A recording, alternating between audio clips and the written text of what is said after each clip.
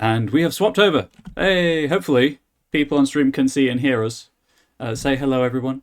Hi Hello. everyone. Hello. Now, if Twitch chat could confirm that the audio is working properly, because OBS did not want to work the other day when I was hosting a Zoom call and streaming it. But welcome to the world below. Welcome to, I guess, day 2 of Onyx Path's VirtualCon 2024 over here at twitch.tv/dorktales. My name is Ryan. I will be your story guide for this, the World Below actual play. Therefore, assume any mistakes are my own and not errors within the game or my players, who are all lovely, wonderful people. We can be seen and heard. Fantastic. I hate being perceived. Let's pass over to... we're going to go clockwise on the overlay, at least the way I see it. So let's pass over to Alan, if you'd like to introduce yourself and your character today. Hi, I'm Alain. I'm French. I did a lot of community content for Skylands and the other Onyx Path games. My character today is called Eserat. He is an Entisa, so serpent folk, alchemist. He is an archaeologist, adventurer of sort, who is trying to understand the path that his people took into the world below. Fantastic. And Lee, would you like to introduce yourself and your character today? Sure, I'm Lee. I'm also known as Itsy. Ignore the T at the end of my name. It's silent. It's also not supposed to be there. I will be playing Nissa, a chaotic hobgoblin who loves scams and explosions, and shining and glitter and chaos. I'm really looking forward to blowing things up today and just generally being dynamic as that.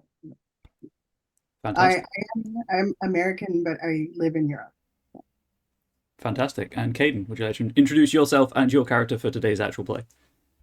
I would love to. My name is Caden. I'm a big fan of Onyx Path games, World of Darkness, all that kind of stuff. I will be playing Trilyn Myceli Farsighter. She is a refugee diplomat. She is looking to bring peace and prosperity to all peoples by speaking to the world below. So hopefully mitigating the explosions potentially, or trying to angle them well. But I'm excited for the chaos for sure. Fantastic. For those of you who are watching but who do not know, The World Below is an upcoming, I guess, dark fantasy, horror fantasy RPG in the vein of OSR games. We have been graciously granted access to the current work in progress manuscript that I believe was probably available to Kickstarter backers and backer kit pre-orderers. If you do want to check, if you do enjoy the content today, want to check it out before the game fully releases, there is an Ashcan version available on DriveThru RPG. I think it's like $5, something like that. It is fully playable as an Ashcan. It comes with pre-generated characters and a short adventure. The main difference being that I believe some of the rules have been tweaked slightly since the Ashcan was written, just the nature of game design and development. As a group, we have discussed that this adventure takes place with a Chaos Level 2. Ordinarily, this can fluctuate between scenes and locations within the world below, but what that means will become hopefully relevant relatively soon. Suffice to say, the world below giveth and the world below taketh away. I'm just going to pull up my adventure notes. At any point, my players, please do feel free to stop me and ask me to repeat something, or to clarify, or to just ask for more information, and we shall get started. Please, my players, do be aware that I may ask you to think on your feet. I think I asked you all to think of like something that your characters would like to forget. That has bearing on the adventure. If you did not have time to think of that, that is totally fine. I'll put you on the spot. However, we begin with an adventure that I have titled The Water's Gift. Also, for those who are interested, the minute The World Below is available for community content, this adventure will be made available on the Storypath Nexus. Without the characters. The World Below is a place of mystery and wonder. Its endless tunnels conceal miracles and horrors alike. Often, they are one and the same. Chaos ripples throughout the strata, opening portals to strange new worlds and ensuring the people who live in the endless night have enough air and water to survive. The world above is a horrific place that claims the minds and all too often remains of those who venture skyward, so those who heed the call to adventure turn to more pragmatic goals. mapping the tunnels around their communities, searching for supplies. Maps are good only for a season or two. The tunnels they portray shifting, collapsing, sometimes even writhing as if alive during the period known as calm. This is the task on which our heroes set out from the small community of Glimmerlight, and already, as is so often the case in the world below, it has gone wrong. Moments ago, they were in a tunnel, sensors straining to detect any of the myriad dangers that plague the caves and byways. Now, they are plummeting, their lanterns stars in a black expanse that has never seen a moon. A vast lake, maybe even an ocean, awaits them, its waters glowing a radiant sapphire blue. You awaken, minutes, hours, years later, on a damp, wooden surface. About time you woke up, a soft voice says. What did the waters take from you? Ah! So, what I would like you all to do immediately is, could you roll for me? On your character sheet, you have a list of skills. One of those is Enigmas. Could you grab that mini D10? And then you can choose any mental arena role, mental attribute. So, intellect, cunning, or resolve. Combine those two numbers and roll that amount of D10, please. If we do not have enigmas, is there a penalty? No, you just don't add anything to the roll Yeah. for Enigmas. The difficulty for this roll is 2, so an 8, 9, or a 10 is a success, gives you 1 hit. 10, I believe, are 2 hits. There is a complication. It is a complication with a value of 1. It is a minor complication. So you can buy off the difficulty and the complication, Lee. That is fine. What did everyone else get with their totals? 2 successes. 2 successes, okay. So you've succeeded the roll, but you did not buy off the complication. And Alan's been attacked by a cat, so... Yeah, I got 2 cats that are very interested by my dice. I roll 4 successes. Okay. So I buy off the complication. Fantastic. So, the success...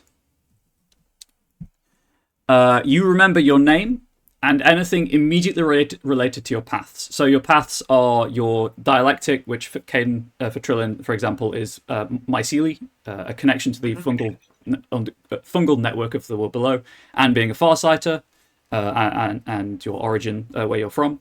I believe it's for Trillin, the Chilzil kind of community. But you do not currently have access to your theses or sorceries until the end of the scene, if you need them. You can't remember them. You can't remember them. You know that there's something that you're forgetting. You just can't remember what it is. For Elthrat and Nissa, you remember everything. You're a bit woozy, and you all have a definite amount of brain fog, but you have brought off the complication. You remember everything. My notes. I've got so many windows open to do this. The person who asks this is standing on a small flat boat, underlit by the sapphire glow of the water upon which you find yourselves, poling the boat slowly through this lake, this ocean, whatever it is.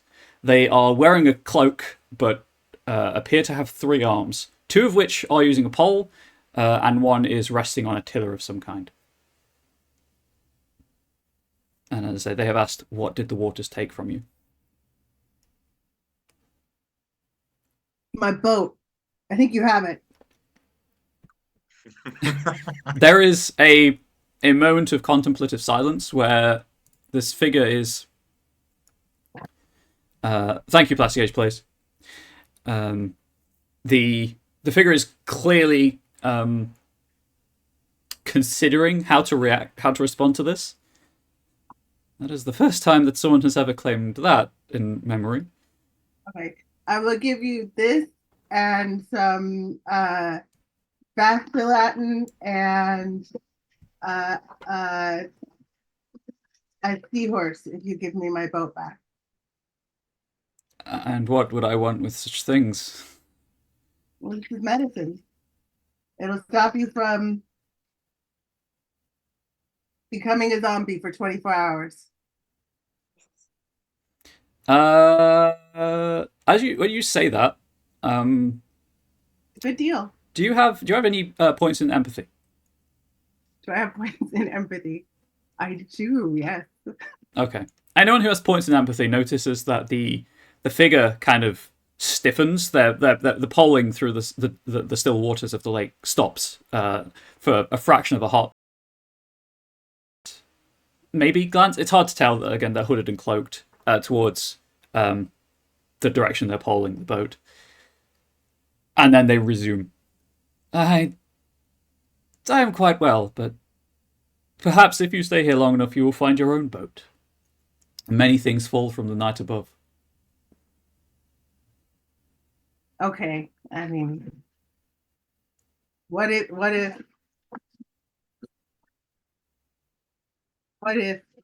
what if what if I threw in uh I know I got something here. Half a swan. It's made out of glass. I promise you this time it won't explode. They do bend, but if they're bending at the waist is too high. Like they bend kind of halfway of what you would think is a chest. Just to inspect the half a swan. It is magnificent craftsmanship, but this boat is mine. You sure? I am sure. I do not drink of these waters. My memories are my own. What if I licked it? They seem to be giving this due consideration, as if it's not just a chaotic random request. Perhaps a splinter? Okay. All right. No.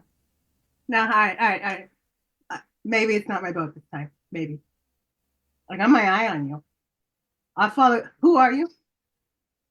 This one has the privilege of being Kvat. And again, they bow, but their waist is too high for it to be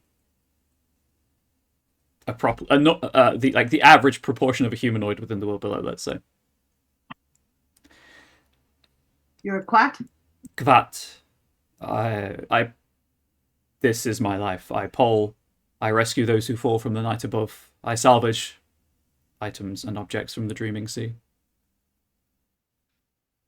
Like the yogurt? No, that's quark. Never mind. I think Trilon would kind of like rub the fog a little bit out her eyes, and she'll say, "So you rescued us?" Yes, the sea takes much from those who, and there's a moment where they're clearly trying to find the appropriate word, and they seem to finally shrug with three arms, which is weird. Bask in its waters, and I take them to the bank, and kind of gestures, takes one arm off of one hand off of the pole, and gestures in the direction of travel. Oh yeah, I need to go to the bank. I gotta make a withdrawal and put my swan in. If you do look in the direction that they indicate, you can see. It's difficult to tell distance. There's no point of reference. So the only illumination you have right now is the water itself. It glows this deep, vibrant sapphire, and without any landmarks to tell how fast you're moving or how it's difficult to judge distance. But in the distance, there is indeed a what to you looks to be like a black ramp or mound of some kind that just rises in beyond sight or beyond the light of the waters, and you can see kind of breaking that up two things. One, a vertical pillar of some kind that seems to glow with a similar blue hue to the waters, and far in the distance, the familiar golden glow of torchlight. Maybe some kind of shantytown built onto the bank, or like jetties protruding over the lake itself. I take them to the bank. They go where they will after that. Well, thank you. If it wasn't for you, we might have been dead. Wait, who am I? She kind of gets confused for a second. You're my wife, Flora. We've been together for 15 years. It's great. I You don't can choose to believe that, or you can try to see through the deception. I'll go with it for now until she remembers what's actually going on. And she's like, "Oh, sorry, I didn't remember you. This fall might have been harder than I expected." It's okay. I've been in lesbians with you for a long time. It's fine, baby. Sorry, Alan, were you going to say something? fine. I think Kvat, and I ask him with of them, what is this settlement that we can see on the bank with the torches? I believe the unfortunate individuals who live there simply refer to it as Water's Edge. It has been loud of late. I have kept my distance. I fear that something is happening. You got to pay for the fairing? No payment. It's simply my duty to my fellow people of the world below. Yeah, but how you eat? There is life on the sea if you know where to look. Yeah, that's not at all cryptic or creepy, but yeah, yeah. And there's like a splash of water nearby, as if something has very briefly disturbed the surface. And Kvat's head just kind of twists immediately and at a very unnatural speed and angle to look in that direction. They start polling ever so slightly faster. Now, let's yeah, this guy seems real trustworthy and on the up and up. Let's go. Yeah, I think he was going to eat us if we didn't wake up soon enough. Yeah, but you can't hold that against him. That's true, like if I'm hungry, I'd probably eat the hobgoblin first, but Hey, The do you have anything else you would like to ask Kvat on the journey to the bank? It's going to take some time. Okay. As you I'm gonna like a bunch of random inane questions. Yeah, Kvat will answer them as sincerely as possible. Doesn't appear to have any understanding of sarcasm or whimsy. Just treats everything as if this is a question to be answered truthfully. Okay. As the small boat nears the bank, and as you get closer, you can make out that this is a sandy beach kind of bank. With the waters of the lake, or the Dreaming Sea, as Kvat refers to it, just slowly lapping up and down against it. Kvat does pause, and the pole goes still in the water. The only sounds are the slight slap of the waves against the side of the boat. Be wary of those who drink too deeply. Okay, that's good advice. Yeah, go on. What happens? Deeply of what? Kind of just the head, shrouded as it is in shadow, or the face, I guess, shrouded as it is in shadow, turns to face the waters. You have tasted the waters. You know they're... And at this point, Kvat is just looking straight at Trillin. You know their effect. Some would forget themselves.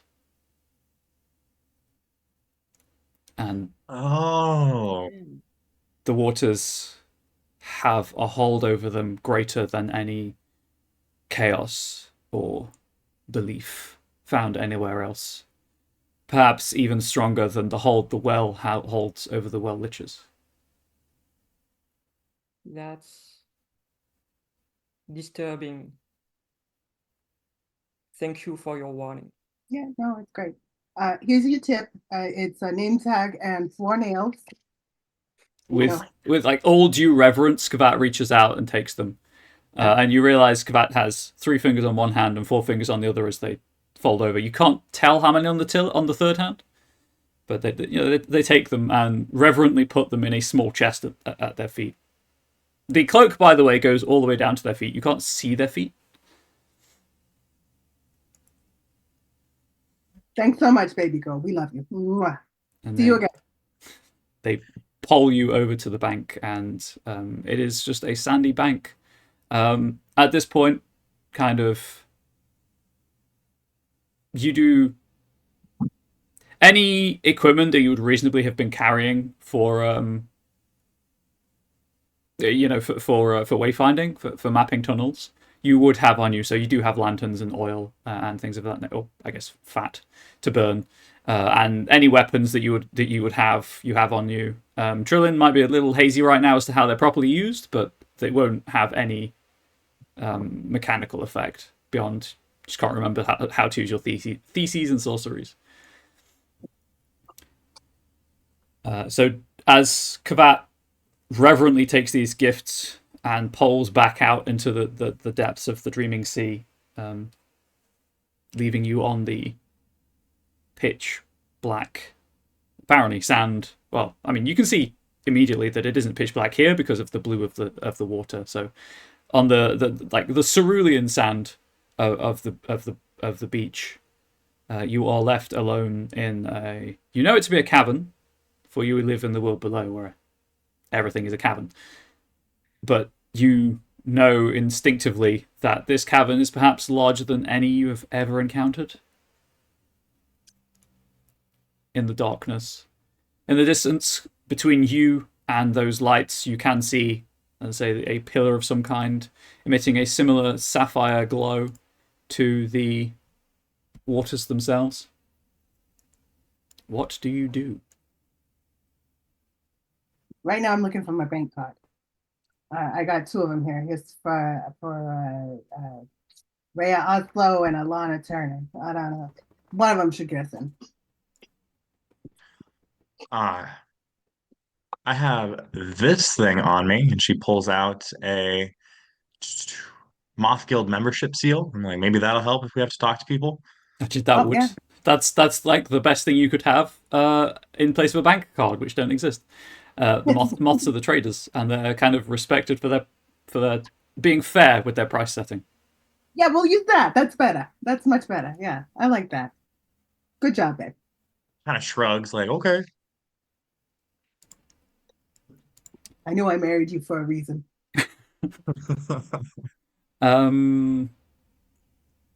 If everyone could just give me, I guess it would be a survival plus cunning roll. Okay.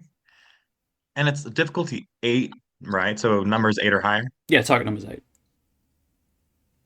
Again, if anyone wants to correct me about anything, please do. So many different story path implementations at this point. 0. Okay. You're too much in fake lesbians right now. 1 success for Tran. Okay. No successes. Okay, Trillin, you hear it before anyone else does. Beneath the soft, almost lullaby-like sound of water on sand as the waves go in and out, there is ever so faintly like a snoring, groaning sound coming from just beyond where the light of the waters reaches. The water isn't terribly bright right now. You're in like the water is roughly as equivalent as a candlelight. It's just there's loads of it. So as it gets further from the bank, due to the way that the bank is angled, it's going to block a lot of the light, and beyond that is where the sound is coming from. Could I grab like a couple of bottles of the water, like empty bottles in my pack, and put some water in? Yeah, sure. Let's go. Let's have a roll required for this, right. because this is definitely with risk. Yeah, Let's go for and as this is story path. If I'm going to call out a skill and an attribute, but if you think something else would fit better, you can persuade me.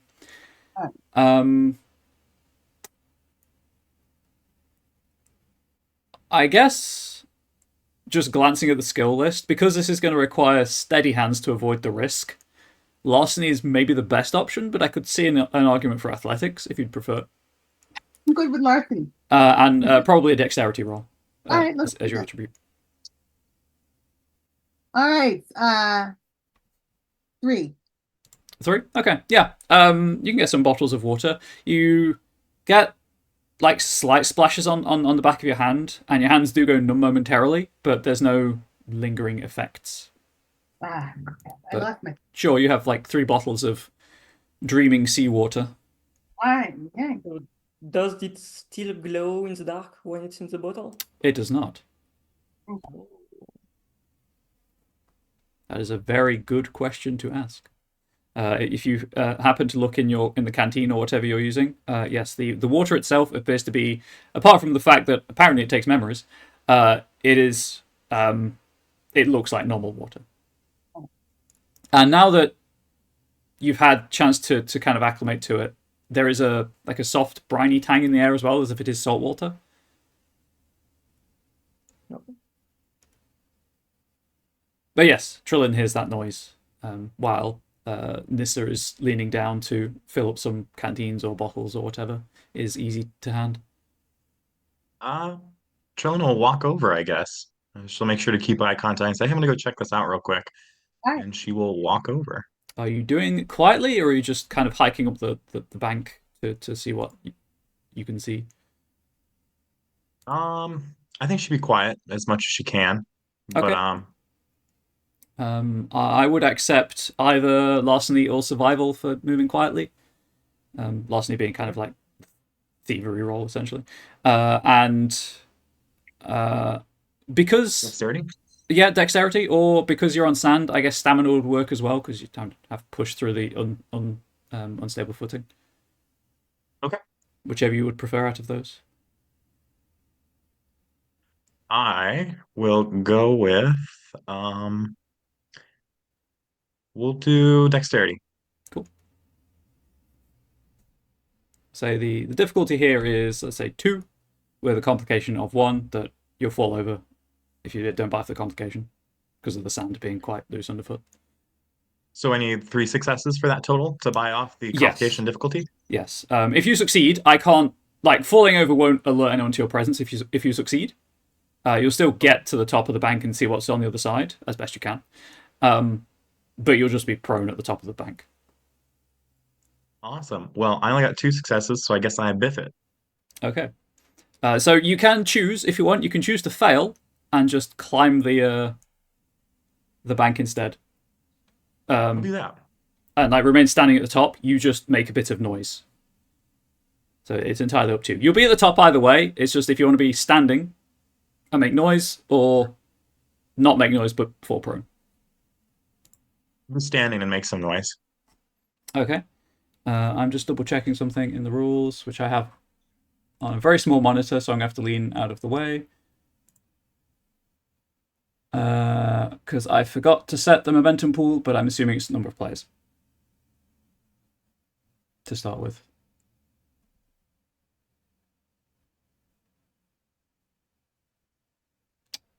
I'm just going to say you start with 3 momentum because that seems like the easiest thing to do. So in the Zoom chat, I will make a note of a running total of the momentum pool. So momentum you can spend to, just so that we are all on the same page, audience and players alike.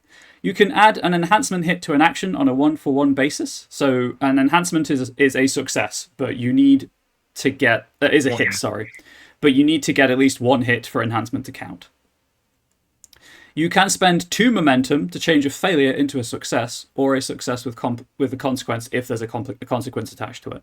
So in this instance, you could spend those 2 momentum out of the pool of 3 to turn it into a success, but the consequence would still happen because of the complication. You can spend 1 momentum to describe a new element of the scene and make it a fact, subject to my approval. So you have a limited amount of directorial control over what happens. And you can spend 1 momentum to just gain evidence if you're investigating anything. Obviously, it's a good idea to discuss with your fellow players, because it's a shared resource if you're going to spend it. But there we are. So you get to the top, but you make a bit of noise. So that is a failure. So you are now at 4 points and 4 momentum. That did not. Tran, the momentum developer. So you get to the top, and everything seems like it's going fine. You know, you're crouching down low, you're hugging the ground, you're distributing your weight as evenly as possible on the sand that is extremely soft and coarse at the same time. It feels like trying to think of this is me trying to think of a polite way to say this. I don't know what it's called in other cultures, but like the sleepy dust you get in the corner of your eye after you wake up. Yeah. Yeah. I didn't want to say Like the word crud. Yeah, I didn't want to say that, but yeah, that's what it feels like underfoot. And kind of when you reach down to steady yourself, it feels like that under your fingertips. And as you get to the top of the rise, you do slip, and something you're carrying kind of bangs against something else you're carrying, and that noise stops momentarily, and you hear the sound of several things moving in the shadow of behind this bank. You can only dimly make out several large, not tall, but like wide, almost. At first glance, they do look humanoid, but quite spherical, rotund, perhaps. And as they do, you do get that distinct sensation of something. You have attracted the attention of something that perhaps you ought not to have attracted the attention of.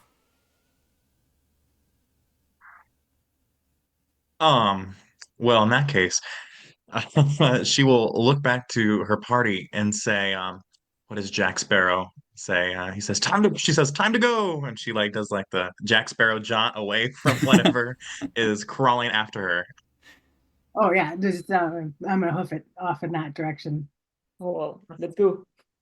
Okay. Let's To run. the bank, to the torches. So, are you running back down to Elstrat and Nissa, or are you running kind of perpendicular to them, heading for the pillar in the distance, which is the only landmark you have right now? You could run in the entire opposite direction, and that's fine too. I just need to know where you're running.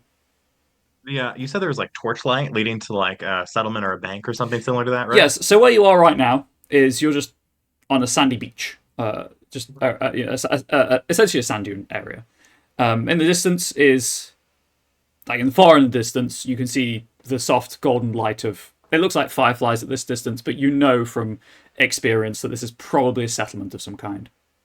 And between you and that is a pillar of a similar sapphire radiance to the waters. Beelining towards the pillar to the settlement is where I'll go. I'll Okay. say, follow me. So is everyone following? Oh, Really? that's where I wanted to go, so I follow. Fantastic.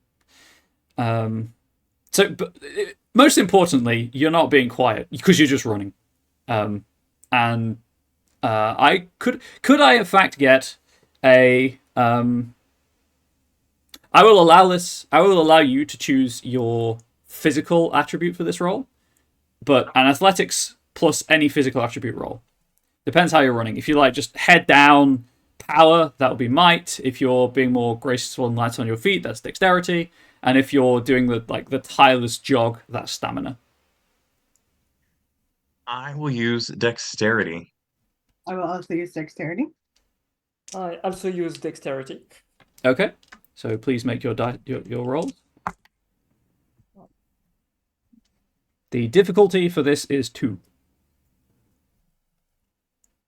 Oh my gosh, I cannot win. 1 success. You are going to like this roll because I have 3 dice and I rolled 3 ones.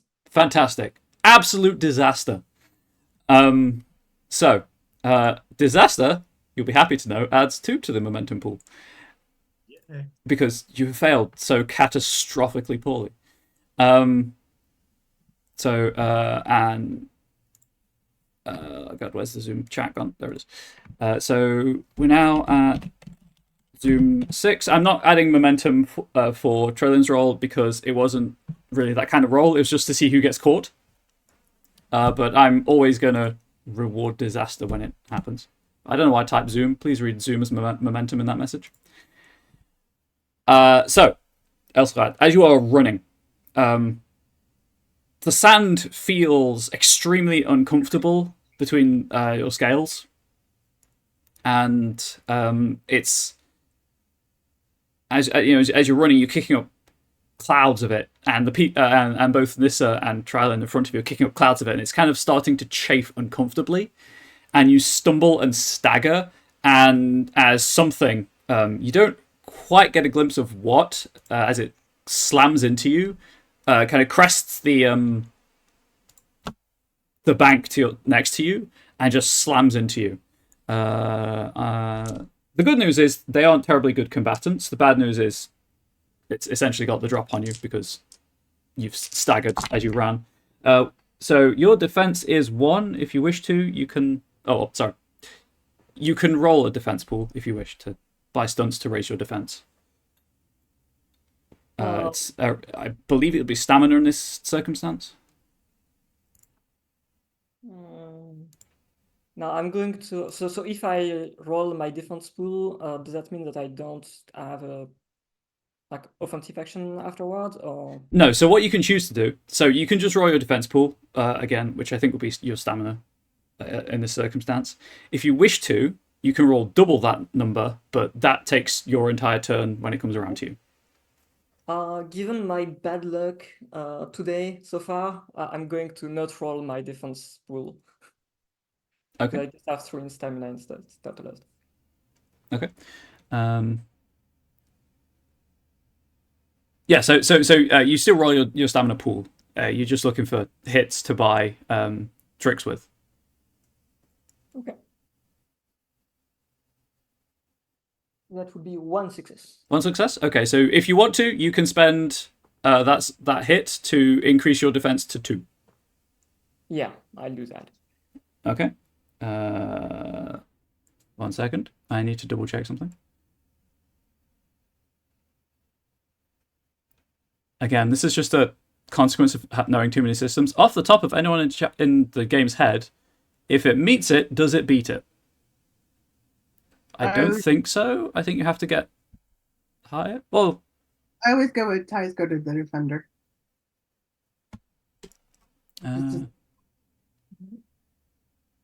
Because it's met the difficulty, but it has no additional hits, so I guess it's just 1 damage.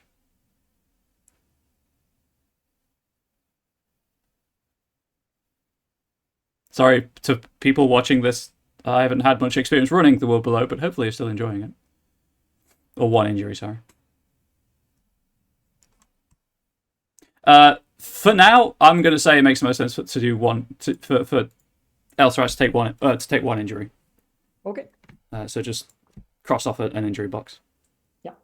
Just to keep things flowing, as a massive corpulent bulk just slams into you, but it gives slightly, as if it's full of liquid, and then as it's just the it's the weight of the thing hitting you that does the damage, not an actual attack from it. And as it pushes you away, you see that it looks like an elf, but its limbs and stomach are grotesquely bloated, and it looks almost like a drowning victim, but is clearly still, moving. Okay. A lot of water weight. Yep. Does it look alive?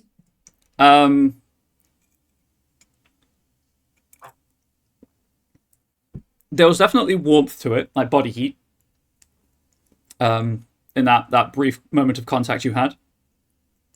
And it does appear to be making that noise. And there is some,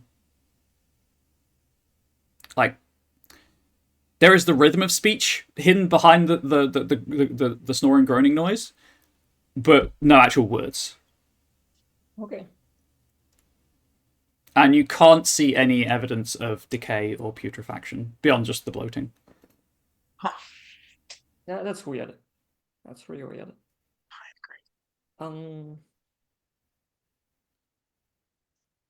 I think I'm going to cast a sorcery Okay.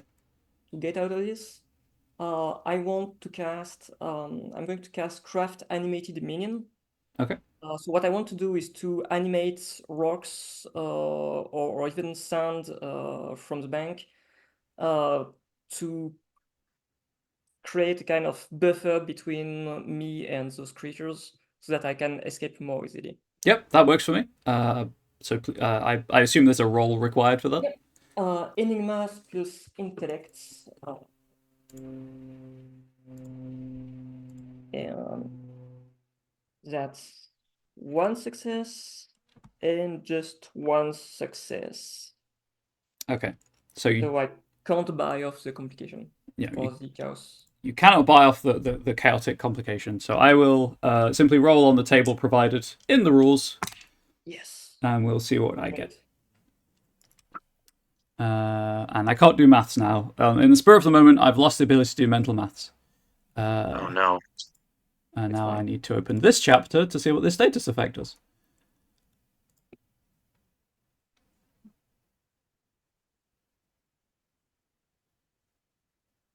Okay, so you do succeed. I can't remove that success from you. Oh, before I narrate this, I guess if you want to, I'll allow a retroactive momentum expenditure. Oh yes, maybe we should. Okay. Caden, is that fine with you? Yeah. Okay. That's what they're there for.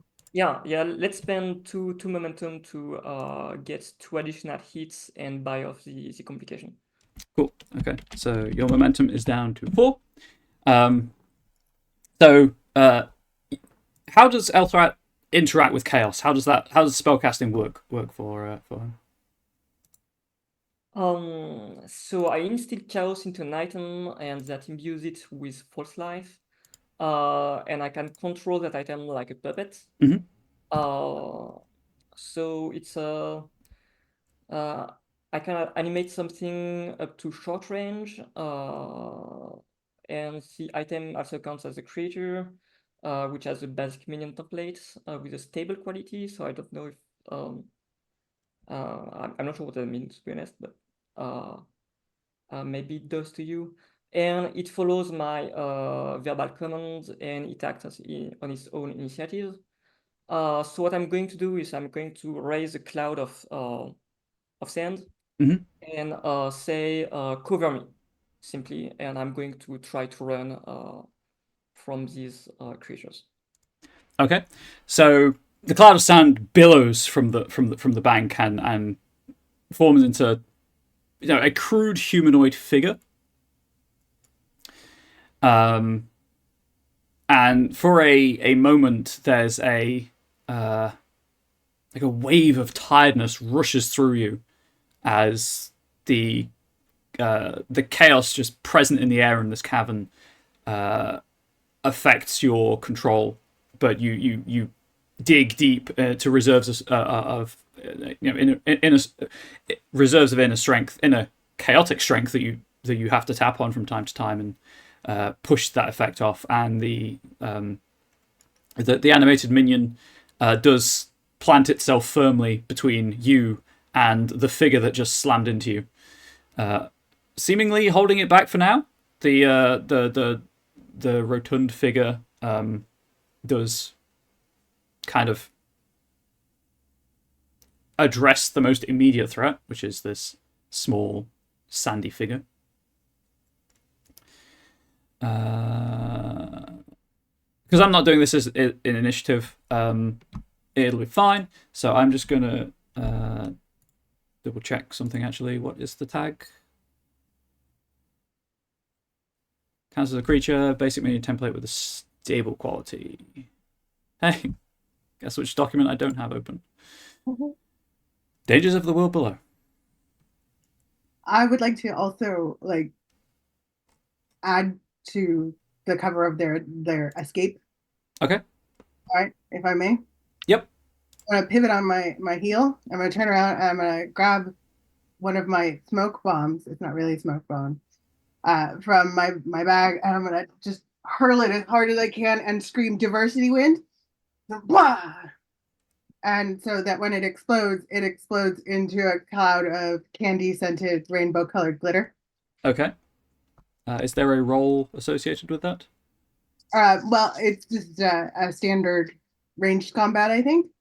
But I'm going to use underhanded tactics in lieu of taking damage. So that would give them agony, dazed, or stunned. Okay. The defense of this creature is 1, so as long as you get 1 hit, you have Alright. succeeded.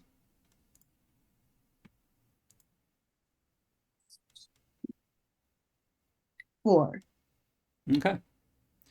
Yeah, the figure recoils, and as so, I assume immediately after crafting the minion, Elstrat is just running Oh yes. straight for that Oh, yes. pillar. And I shout to my companions, "Run!" Cool. So it's Nissa who sees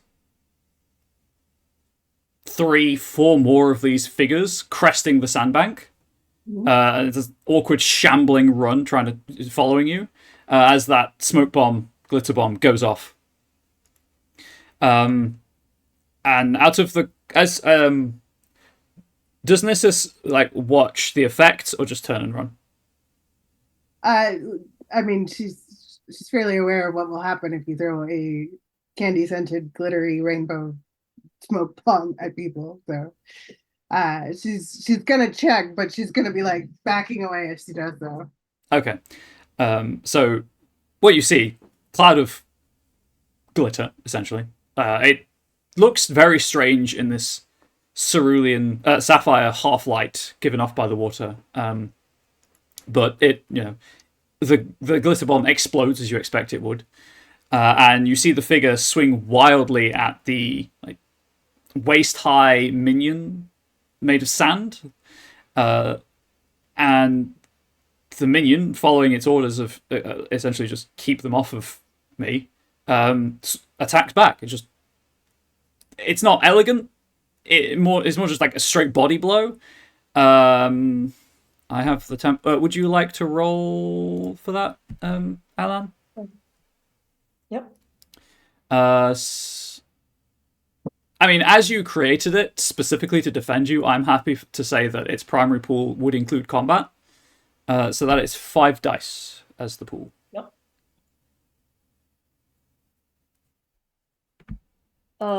That's 1 success. That is all you needed. The minion, square hit on the rather large, bloated stomach of this figure. And there's a moment of necessities, a moment of resistance where the stomach starts becoming concave. And then, unfortunately, what I can only describe as an extremely wet series of explosions, as a chain reaction happens as the lead figure explodes in just a spray of water, and the pressure of that knocks the minion. Doesn't kill it, but it does knock it out of the way, and then a series of wet pops as the 3 nearest behind it also explode. But you get away free and clear. They are not fast enough to keep up with you. Yikes. Damn. I gotta figure out how to do that. I gotta work on that. That's nasty. Ooh. And as That you is art. That is art, man. Ah, Art to explosion. Nissa, you have a very weird definition of art. But I accept. Art has to make you feel something. And And you feel disgusted, right? So, I mean, it's a win. Okay, I can see that. All right. Yeah, but no. no, please don't ever again. I gotta let that one cook for a minute. Okay, let's go. Come on, we gotta go. Yeah. Let's run. Okay, and you keep running, and you eventually do slow down, and you seem to have left the whatever they were behind. Let's make sure everything's going fine in Zoom, in OBS. As we've reached the end of the scene, Trillin, you slowly remember yourself. You remember your theses and sorceries, and you have access to everything on your character sheet now. Your more supernatural abilities, let's say. You're not my wife. This is how you want to divorce me? There is nothing to divorce. We're just traveling partners. Oh, now you want to use the word partners. 15 years of marriage. This is the things I get. She kind of looks at you and she just like trudges forward. I'm adding momentum to the pool for that. That was beautiful. Yes, and the sand never really loses that unpleasant texture, let's say. I'll take some sand too. Okay. And here and there, it is broken up by thin rivulets of water as they presumably either come from caves further into the darkness or, were dripping from the ceiling above, roll down the wall and make it to the bank. And it would be pleasant were it not for the ever-present sapphire glow of the waters. I assume at this point you've lit lanterns, so you have your own light source? Sure. Yeah. Okay. Every now and then you do catch at the edge of it just more of these bloated, distended figures just kind of not doing anything, just standing there in the darkness. And if you do make an effort to be quiet around them, they don't react in any way to the light. They appear to be more drawn by sound. And each of them, again, has that snoring groan, but beneath it, it sounds like it's trying to talk. And they're all different. They're all different species. Elves, hobs, dwarves, humans, Antisia, Makaru. But they all have, like, they're all bloated, distended. All of them look like they have drowned, but are somehow still alive. I would like to do something stupid. Okay. Oh, Delightful. In regards to Nissa's light source, I would like them to be like those sparklers that you give on holidays, 4th of July. It's just like little popping, little tiny firecrackers. So if they start to react to that, of course, you will put them out. They will react to that because they give off noise. Yeah. Unfortunately. So that's just and then she sort of keeps close to the other two then. As soon as she realizes what's going on. Fantastic. As you travel, you must be walking, jogging, running for 5 or 10 minutes towards this pillar. And the beach, becomes more solid. At first it becomes just kind of a pebble beach rather than a sandy beach, which raises questions about geography and how this presumably non-tidal body of water has smoothed the pebbles. And you do have a tide line here and there, but it's not a consistent one in any way, as if the water level rarely rises. And then it slowly becomes more slabs of rock, and then eventually very extremely short but quite sharp, bristly grasses. As you reach the pillar, and you notice a couple of things. The grasses and sand. It's like dune grass, but quite short because there's not enough light for it to grow properly. So it's still quite sandy in places. And the sand and the dune grass around the base of this pillar, which itself is, I'll do conversions for both imperial and metric. It's 30 feet, 10 meters across, around. It's quite a large pillar of crystal or glass, maybe, but the sand and dune grasses around its base have been quite heavily disturbed, and a faint humming reaches your ears as you approach. But the a couple of steps after that faint humming kind of starts penetrating your mind, the light from within the pillar and the light from the lake and the light from your torches reveal it to be a twisted crystalline pillar just rising up, presumably all the way to the roof, because if you do follow it up, you can see that it kind of, the light source, light within the pillar branches out to quite a large, not circular, but, round shape. And the light from your torches reveals the presence of several small dunes nearby, none of them disturbed in the way that the ground around the base of the pillar is. From behind one of them, or from up the top of one of them, you do hear, "Stay away, it's my home."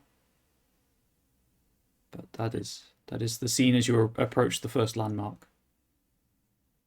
Oh, I think Trillin will kind of step forward and she'll say, "We mean you no harm. We're just arriving. We're not one of those bloated creatures. Is everything all right here? Are you all right?" Okay, could you make for me? Where's the right list? There it is. Empathy's probably the most accurate as of skills for this. Is you're trying to form an emotional connection, and then let's say presence or manipulation. Is it presence in this? Yes, there is presence. So I do have a couple things to help. I have charm spores. So would that give me a +1 enhancement If it says it gives when you attempting? enhancement. Yeah, +1 enhancement when attempting to pacify a situation. Yes, because this figure is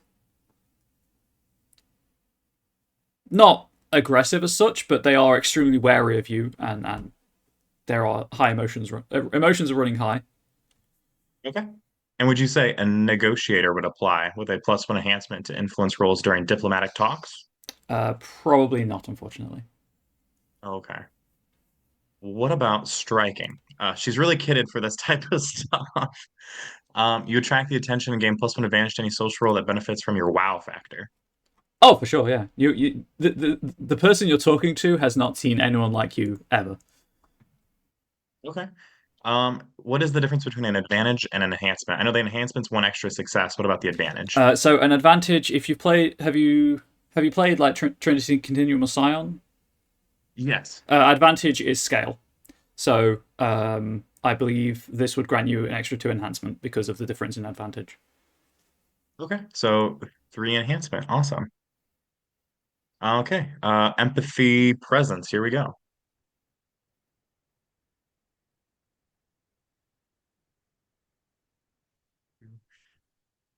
So that'll be 5 successes total. 2 successes on the die and the 3 enhancement. Okay. That's So, the, sorry. that's the girl I married.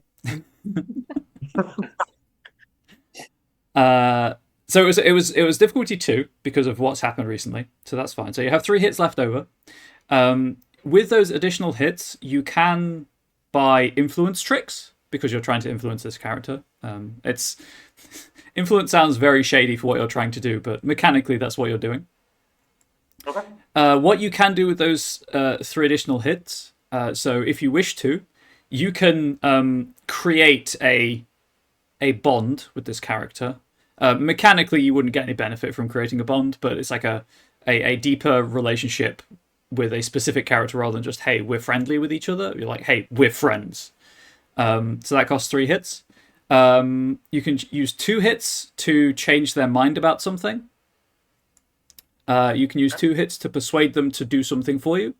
Or you can do 2 hits to kind of change how they feel about you, change their attitude towards you, which does have passive benefits. Most notably, you get enhancement to other social roles with them. I'll go with we'll go with bond. I'll spend all 3 hits to form a bond. She's a diplomat, so friendship. Okay. So there's just something about either the way Trellin looks, or I mean, the charm spores are functionally emotional manipulation. Just putting them at ease just exuding good vibes as far as this figure is concerned, and you all see as a small, slim-framed, high cheekboned, pointy-eared elf in extremely ragged, ill-kempt clothing stands from the top of a nearby dune and raises a hood. There is a lantern, and they open the hood to allow the light to spill out from it. Based on the smell it's producing, it's some kind of bug fat lantern, presumably. I know biologically the bugs don't have fat, but hey, it works in this fantasy setting. Insects, technically, I guess. And they, slowly hesitantly make their way down the dune towards you, looking mostly at Trilon, kind of warily at Elsalat and Nisa. Sorry, what did Trilon say again? She said, "We mean you no harm. We're not one of those bloated creatures that are patrolling the sandy beach. We're just explorers in this area, and we'd be more than happy to talk with you and figure out what's going on here." Fantastic, thank you. So the elf, it's hard to tell up close in the varied light sources you have, because it casts very strange shadows, and there's an odd like interplay of colors from the water, from the golden light of the fire, etc. But they don't look well. They look emaciated, like they're malnourished. They haven't eaten properly in a while. Oh, thank goodness. It's and they're, anyone who has any points in empathy, they're definitely angling their body away from the direction of the settlement as best they can while still talking to Trilon. The husks don't really come this way often, and I hide when they do, but you're welcome to stay here if you need shelter from them. The gestures to the pillar. The pillar seems to repel them for some reason. That's why I live here, and the figure gestures over like the sand dune that they were on top of. Are you afraid of the settlement? You seem to be very tense about it. Not Water's Edge as such, no. But the people who, and this figure seems almost on the verge of tears about just how how much you're just treating them like a person, really. They came and they did something to the pillar. I hid, and they don't know I live here. They've never, they didn't see me, but they did something, and it was took a while, and then they left, and then something happened. I heard something from the settlement, from Water's Edge, and it reminded me of, and as they say, it reminded me. They look straight at the Water's Edge of things I don't want to remember anymore. Okay. She'll put like a hand on his shoulder and says, "It's all right. It's all right. As long as you're safe and you're all right, that's all that matters." I'm safe. I'm they, and there's kind of this figure kind of just leans into the contact, however brief and just it might be. They just lean into it as they clearly haven't spoken to anyone in a while and experienced any positive social interaction, let's say. Have you eaten in a minute? Here, take some. Eat some, baby girl. Eat some. And they carefully put the lantern down and eat whatever you pass over to them. Peanut butter and chocolate. Everyone loves that. Unless you're allergic to peanuts, and then I'm sorry. I might This have is gonna be awkward. accidentally. It's a whole, but hey, don't worry. I got this thing, and it'll keep you from being a zombie. It's for 24 whole hours. It's great. Oh well, if you don't drink the water too often, you shouldn't. That shouldn't be a problem. All right. Something about this keeps the spores. And just as a side note, like fungal undead are a problem in the world below. So that's what she's clearly referencing for people who may not be aware of that. It's exactly what it sounds like. It's just mind controlling spores that take over corpses or puppet corpses. The spores don't. They're not here yet. Oh, okay. That's Looks around warily. Do they come here sometime? Well, it's the world below. The spores can get everywhere. They only need to be carried by, and then they're clearly reliving a memory that they don't want to be thinking about, and kind of just their eyes drop to the ground and they kind of just fold in on themselves. Sorry, honey. Could I do maybe what about like for like singing or something to like distract? What would that be? Uh, I mean, I'm tempted just to have that as because your intention is to distract them. I guess it would be culture to sing a specific song that may have importance, or if you're just trying to have like an upbeat, calming. If it's more the tone you're going for, that would probably just be empathy. Okay, I'll do culture presence if that's all right. Yeah, if you want to, go for it. And would my charm spores still work? They would, and because you have a positive attitude, because this character has a positive attitude to you right now, I believe you have one advantage as well, so you get an extra 2. Awesome. So I'm at 3. And I roll good, so that's 2 successes on the die, so 5 total again. Oh, sorry, you did a bond, didn't you? I apologize. Yes, I did. So you do not get the advantage, but you still get 3 hits, which is it's what you needed essentially. Yeah. The figure, the elf, kind of slowly comes out of whatever, based on their body language, horrific memory they're reliving. I'm sorry. I'm sorry. you go, baby. It's You're okay. safe with us. Thank you. We all have our memories. The waters are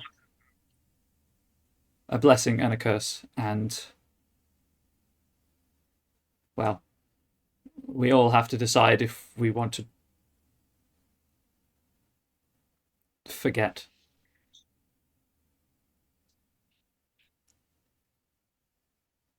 I guess I should. I completely forgot. I apologize at the start. I should have had like trigger warnings for trauma and addiction, themes of addiction.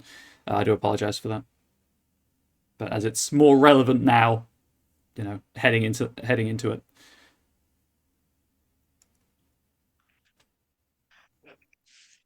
And that's why I left the Water's Edge. They got very divided about the best use of the waters.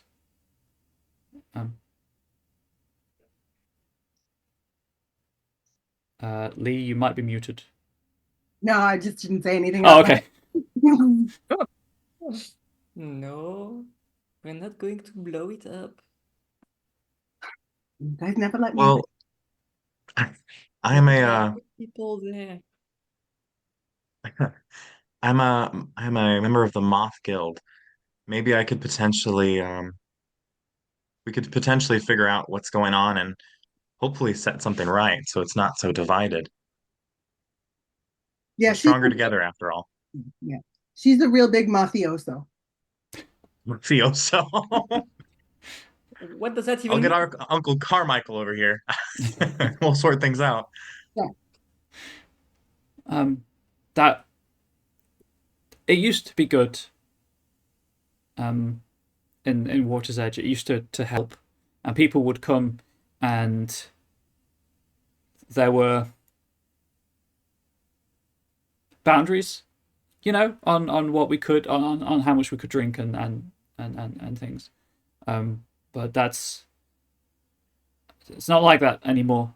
And I worry about what will happen either way. Well, if it's any constellation, I have a words. I have a personal cavern you could go to, fresh air, fresh water, and wait there until things have resolved instead of right here on water's edge. So, side note, I'm fine with you offering that, but you currently don't know where that is. You know you've got Oh, one, and that it is respected in your community that this is your cavern, but you were mapping when you fell into this cavern. You know it's above you somewhere. You just need to find a way back to a tunnel.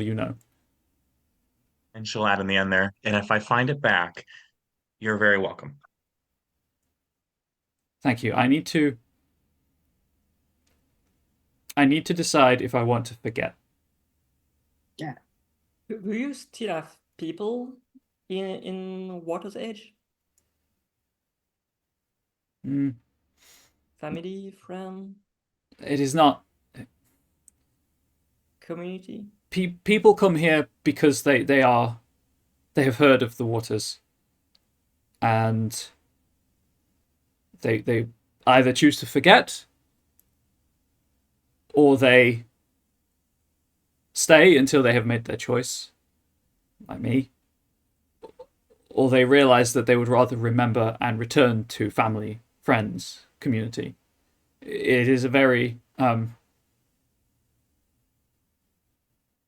transient place. I understand the attraction to forgetting, but couldn't it be stated that our memories make up who we are, for good or for bad? Uh, it behooves me to ask: are you trying to influence their decision either way? Yes, I would like to make a persuasion manipulation with this one. That sounds good to me. I will give you an enhancement on the roll because of your bond with this character. Okay. What would the enhancement be? Let's say for now it's only one because you've only just started the bond. Okay.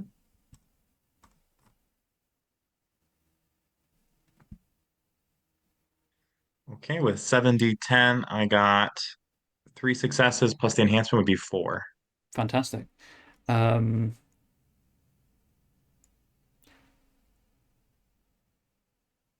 so I'm just checking the answers. Okay, so you have succeeded. So no, I'm checking the tricks you can use. You have succeeded. It's difficulty 2. If you want to, you can spend those remaining 2 hits on the encourage thought trick to get them to leave right now. Yes. Get away from that water. Okay. So there is a moment of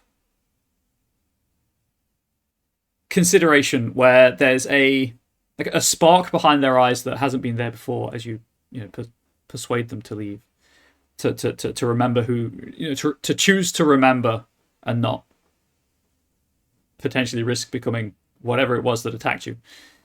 And then they seem to pull themselves together. They stand straighter. Their back is that their eyes are more open. They're more alert to their surroundings. Yes, it's not going to be okay overnight, but this is who I am. This is my story. I choose not to forget it. And then almost sheepishly, I don't remember the way from this cavern. We'll You find it. could you could follow us to the city. You'd be with us. You wouldn't have to worry about the division at this moment.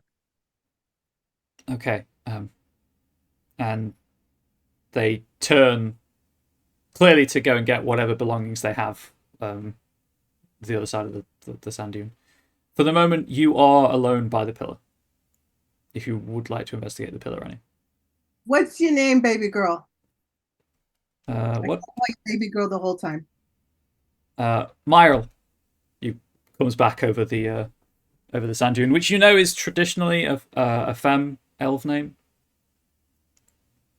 but it doesn't have to be. If you want to make notes, it's Myrl. But yes, you are alone momentarily. You can hear them moving stuff around by this pillar. This tall, twisted crystalline pillar illuminated from within by a sapphire glow. Well, I'm going to have a closer look to that pillar and try to understand what substance or material it is, and if there is chaos inside. I want to know if I can blow it up. Yeah. Okay, so the way kind of investigations work, because you have triggered an investigation scene, the way it works is you have core clues, which you can't miss because the investigation would fail without them, and then you can learn additional information. So just by kind of approaching the pillar and looking at it for a couple of minutes, Elsrat, you realize that two of the facets on this almost so obviously crystals grow, right? That in a pseudo-organic fashion around a seed crystal. But this looks more organic than most crystalline structures you've ever encountered. And you do notice that two of the facets have been damaged. One of them has been shattered completely and chunks of it been removed. They're not on the ground. Presumably they've been taken elsewhere. But you do notice at the point of impact in your lantern light, there is the glint of firelight on metal. For reference, or a reminder, metal isn't uncommon in the world below because you live in caves. There are mines, obviously. There are ores. The different strata are named after ores and minerals. But it's not as easy to work as like chitin, animal byproduct. So you can make weapons from chitin and armor from chitin. Metal is more of a less common material. So someone using metal on this may not be as common as we as people would think it to be. And then you also notice that another facet has been almost the entire crystalline point has been cleanly removed. But where the and for complete clarity and lack of ambiguousness, a crystal point is what you can buy in shops. It's the not cylindrical piece of crystal, but that kind of thing. But around the edges, you can see like a dark liquid staining them. As for what it's made of, it appears to be made of just some kind of crystal at first glance. How are you aiming to check for chaos? I have. Oh, let him go first. It's fine, baby. Well, we have a chaosicist here. Mm-hmm. So Sure Nisa, do.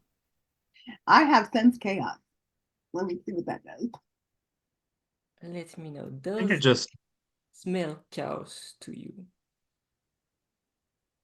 Hold on. I think the only thing you would be able to sense is your own chaos, like your sheer radiation of chaos. I instantly recognize a chaos imbued item without needing to roll, but can make a reflexive esoterica action to learn more information about the object and how it can be used. Multiple hits allow you to ask the story guide multiple questions. Failure leads to a false but convincing narrative of misidentification. Okay, so That's fine. That's what I wanted to roll anyway. yeah.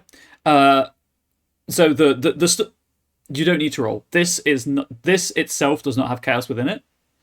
Mhm. Well, actually, no, it would.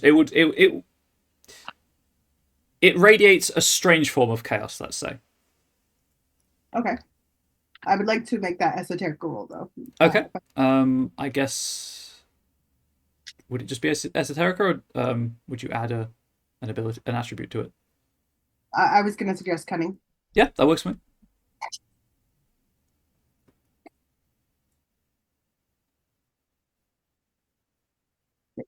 Okay, that's a lot of questions.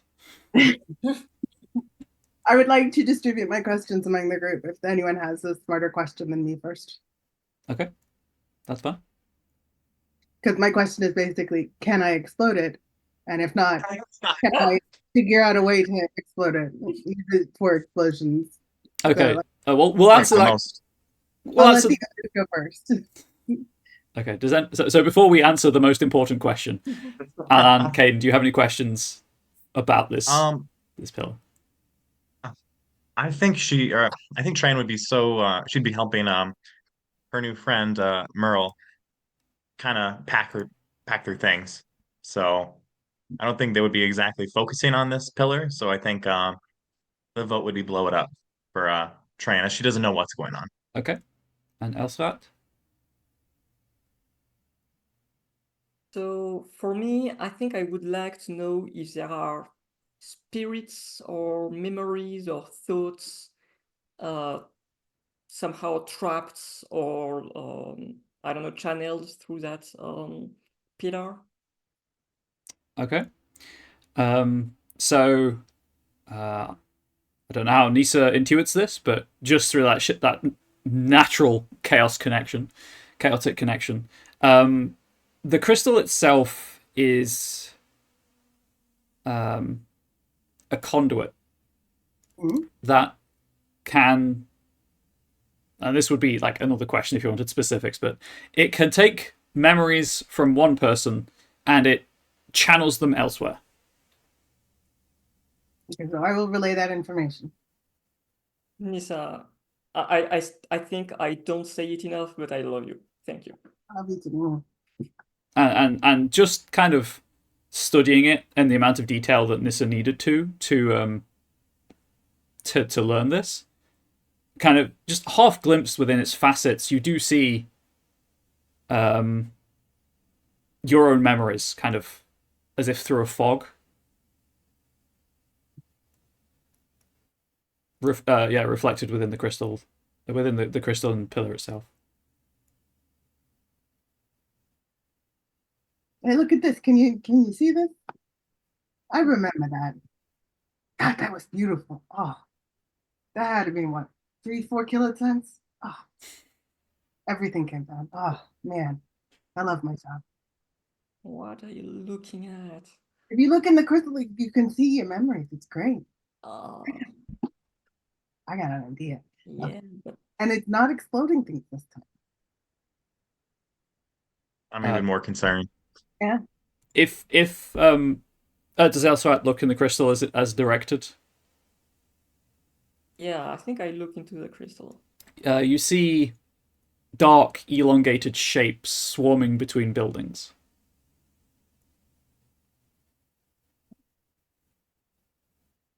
I don't like that. I try to focus and try, because I know what these are, and that sends a shiver down through my spine, and you feel that I'm feeling uncomfortable. Mhm. But I try to focus and look further than that in terms of time, trying to look to see if there is something that's in my past but not mine. I don't know how to do that, but I try. I'll just check something in the rules. Please bear with me 1 second.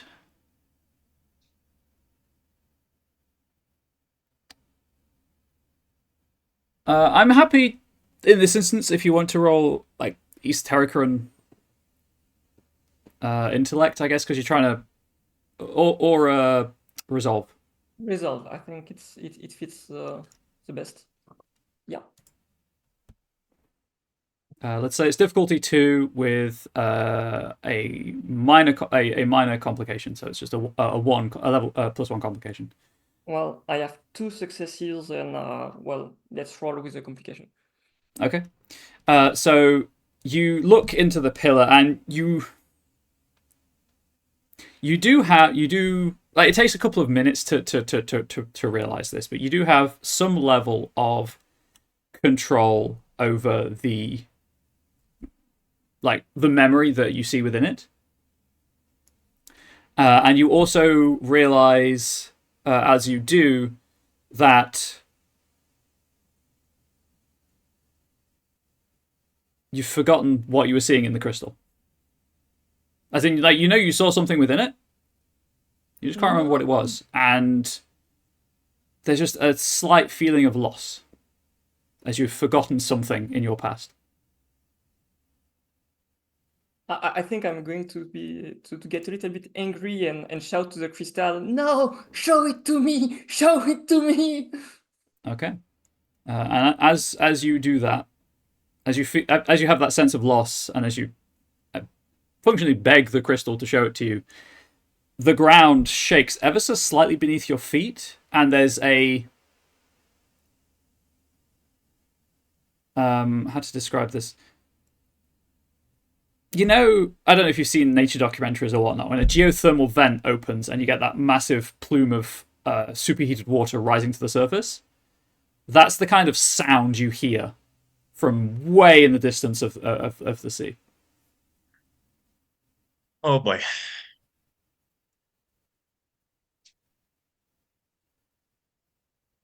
Do we have more questions for the investigation of the crystal? Yep, you still have 5 questions left. Or 4, because one of them is going to be, can I blow it up? One question I would like to reserve is, what the fuck was that? Nissa knows that while it is related to this crystalline pillar, the crystalline pillar itself does not have the answer to that question. Yeah. Okay.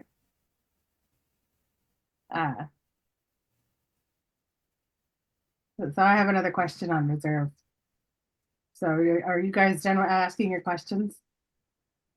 I think I'm in my place right now. I don't think my character has the clarity of mind to ask something else.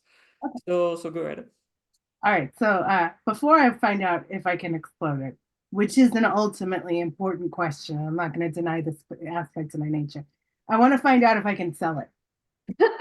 Because if I can sell it, and I think it's worth a lot of money, I think something like this is chaotically significant. So if I can sell it, I can make a lot more explosions than if I explode just this one thing. Yeah. So is it valuable? It is absolutely valuable. It is an item entirely suffused with chaos that, as far as you can tell, like, there's no ill effects on the surrounding environment, which is a problem with some chaos rocks and chaos touched items. It is, however, so I'm just doing some maths in my head. So 50 meters would be a lot of feet. It's fine. I got It's tall. It's huge. It's like it's a structure. It's maybe structurally supporting the roof in this area of the cave. So you could sell it, or you could sell fragments of it at least for. Yeah. You assume quite a lot of money because, again, it's full of chaos. Yeah. That's one question. Mm-hmm. The next question is, can I fake it? Can you fake it or take it? Fake it. Like if I make I got fool's gold. See. So I could. This is a scam. This is my second love. Well, third after my beautiful wife Flora, who's decided to divorce me. That's okay. It's another time. Well, we'll get family counseling. It's beautiful. It's fine. Don't worry about me. Anyway, so we got Flora, we got explosions, and we got scams here. This is paradise for me. So I'm thinking if I can fake some of it, break a bottle, rub it around with some pebbles and grow sand and shake it in some water. Maybe I can fake that like I got some shards off it, and we can scam our way into to water's edge, and we can let him know, hey, we also are in on this thing. That's Beautiful. yeah. Okay. So, well, clearly, at least some people from Water's Edge have been here, so they know it exists. They presumably have some idea of what it does because one person appears to have tried to destroy it, and at least one other person has taken some of it already. You know from Mile that people do know of this cavern. They know of its powers. If you found the right person, perhaps they might believe that any piece of quartz that you find along the way could be related to this cavern. That you just relies on you finding the right mark if you want to fake it. I mean, but marks are a dime a dozen. I can find someone easy peasy. Don't worry about that. So yeah, let's see if I got a good sized crystal here on me. I got some black pearls. What's in here? Is this fairy dust? Yeah, that's fairy dust. Don't worry about that. It's mushroom thing. You know what? What I'd like to do is I'd like to take one of these glass bottles. We got glass here, right? Oh yeah, glass is just fired sand. So Yeah. So I'm gonna break one of my glass bottles, a little piece of vial or something for alchemical reagenting thing, whatever. And I'm gonna throw it in a bigger canteen or a container, like a soup pot. And I'm gonna throw in some of that seawater and some sands and some pebbles and some dune grass. I'm gonna shake it up real good, like I'm making a Manhattan or something, right? And so that I'm gonna use that and my fool's gold to make me a fake sample of this very real crystal as proof that we're here and we're the real deal. okay. And the most important question, yeah, you can blow it up as a crystal. They're not. Obviously, diamonds are crystalline, but diamonds you can break if you know how to. Yeah, you with the right application of explosive, you could probably destroy this pillar. Yeah. Or at least take chunks out of it with the explosive. Yeah, well, that's an issue for the Excavators and Explorers Collective, which I'll talk to later when we get there. Mile will return it at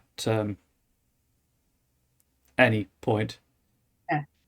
And we used all our questions here. I think you've got 2 more remaining. If you want to learn anything else, I'll learn more about this pillar.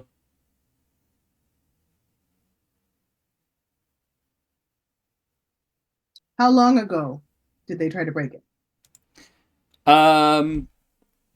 Sorry, wind.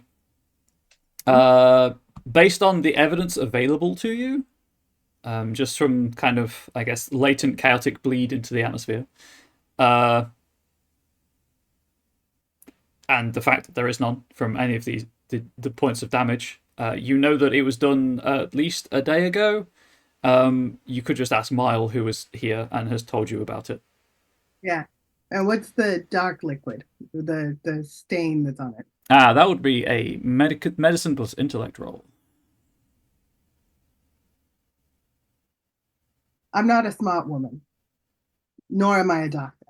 I have played one in scams before. But I don't know that I would get anywhere with that. Does anyone here, can you identify this liquid thing? I can. With them, you said medicine intellect, correct? Yes. Okay, I have medicine and intellect. I can give it a shot if you want me to. Yeah. Sounds good. Here we go. 1 success. Just looking at it in the light of the lantern and the blue light of the water and the pillar itself, you can't say with any certainty, but it could be blood. You have failed, but that just gives you a consolation in the form. Actually, rather than give you a point of momentum, I'll give you a narrative consolation. As you're studying it, you realize that so the broken facet, the one that has a pickaxe embedded in it, is slightly above it, and you notice that rather than fall out onto the ground, like a forearm-sized shard of crystal from the crack in the broken facet has just fallen into where this crystal point used to be. Oh, Could be blood. Try and say. And the stains are on the kind of the edges, where you would maybe grab something, and if you had cut yourself, it would just run down to the lowest point. I forgot to clarify that when I say I'm going to make a Manhattan, it's a drink that I invented when I was serving a scam to a man with a hat on. So that's a Manhattan. Yeah. So also, can I take the pickaxe? Yeah, you can lever it free. It's maybe about sorry again. It's about 3 inches, or it's what, like 8 centimeters long. Of just the very edge of the pick itself. So you have a slightly curved wedge of metal with a sharpened edge. All right, I'll take that. That's useful. Is Trilin mentioning the fact that there's this hunk of crystal kind of in the missing bit? Yeah, she will. She'll mention it. She'll say there's like this hunk of crystal. I think someone might have cut their hands on it, maybe, and then bled down the sides. Mm. Can we take the hunk of crystal? Yeah, you can take it out of the missing, where the missing crystal point is, and even just looking at it, it probably fits where the pickaxe was. That's going in the back.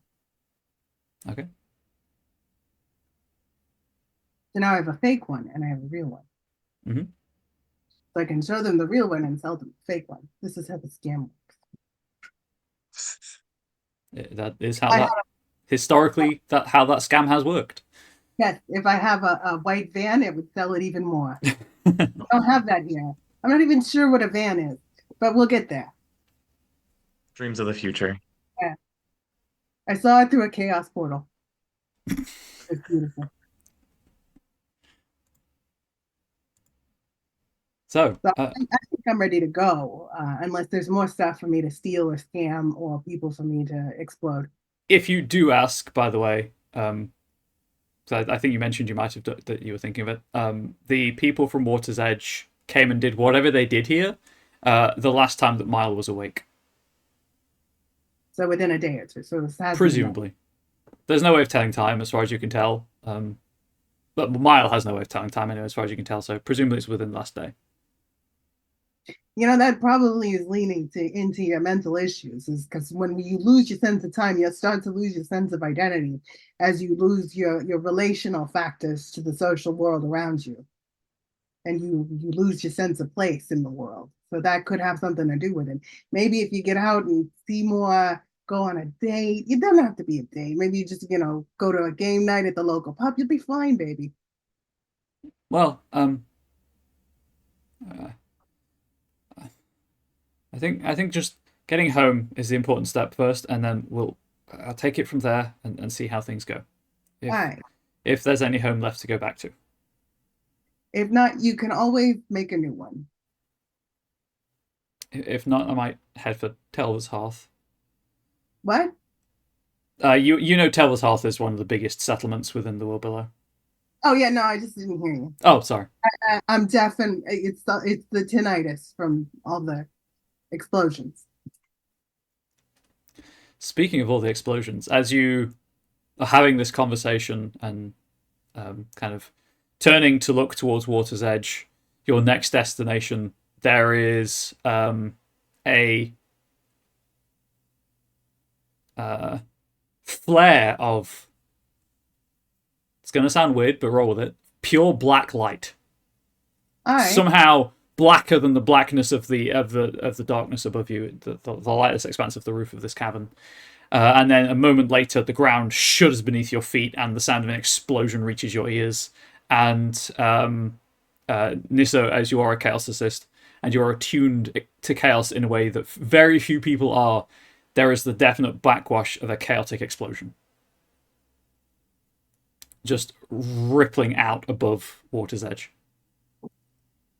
And Those golden lights get a bit brighter, and several of them merge into what is probably quite a big fire.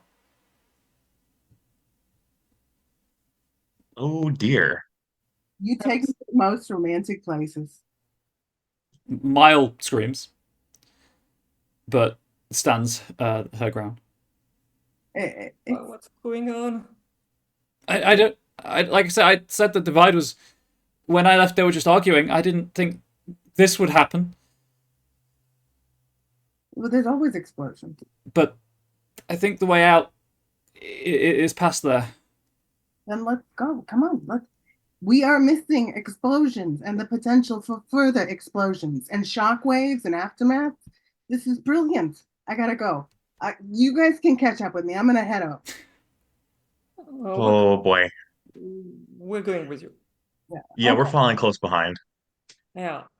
As much as I would like to stay to this beautiful crystal and understand what secret it holds, I'm not going to stay alone here. Could just come back later. Yeah, exactly. It's not. I mean, it's not going to disappear tomorrow, right? Probably not, although it's the world below. You never know. Yeah. Well, I'm looking at Nisa and explosions. As far as you can see, there are no explosives placed around the base of this pillar yet. Yeah. Yet. We gotta come back. This is like a 10-person gig. We gotta get the union in. We gotta get shift managers and schedules. This is not something I can do You know what? on my own. We will need to study it first, you know. Yeah. I'm sure there's a lot of things to learn about it. Yeah, and the other Yes. excavators, they'll be thrilled. They'll be thrilled. Plus, we gotta add supports and buttresses and strakes and buttocks and all that shit that you gotta do when you're supporting things. Yeah. I'm not in the supports division. I'm in the explosions division. Yeah. Well, Okay. So you head towards the explosion, sorry. And the explosives. And Water's Edge. And it's Yeah. easily, sorry. I knew that this stuff could be exploded. This is brilliant. It's easily a mile or more before you reach the border of Water's Edge. A handful of buildings on the edge of the small settlement burn with a flame of midnight black. You can see the unmoving bodies of a few townsfolk in the destruction, and the sound of nearby violence carries on the cavern's still air. A choice stands before you. Do you follow the sounds of violence and explosions? Or do you look for a way out of this cavern? Mile, for her part, is looking around, clearly looking for something specifically, rather than just looking for danger, let's say. I'm gonna look for explosions. I love this. I have to concur. We have to follow the sound of violence. We have to diffuse this situation that's taking place. Why would you want to do that? Wait, you can defuse something? Well, you Ooh. can. And you should, like if you've got the explosion setting correctly, or you haven't put enough explosive in it. You gotta. There's a lot of chemical reactions into it. You don't want to make something too big. You don't want to make something too small. It's a balancing. It's an art. You gotta make people feel something. people are hurting right now. We have to help them. Yeah, that's a feeling too. Yeah. So we need to defuse the situation first. Okay, look, you guys handle that. I'm gonna see if I can figure out what the exploding is happening about. You know, Yeah. this black flame. This is brilliant. I love it. Such a gorgeous effect. Such wonderful use of negative color. I'm in awe. Whoever did this, genius. Okay. So you head into the settlement of Water's Edge. And it, like most things in the world below, it is.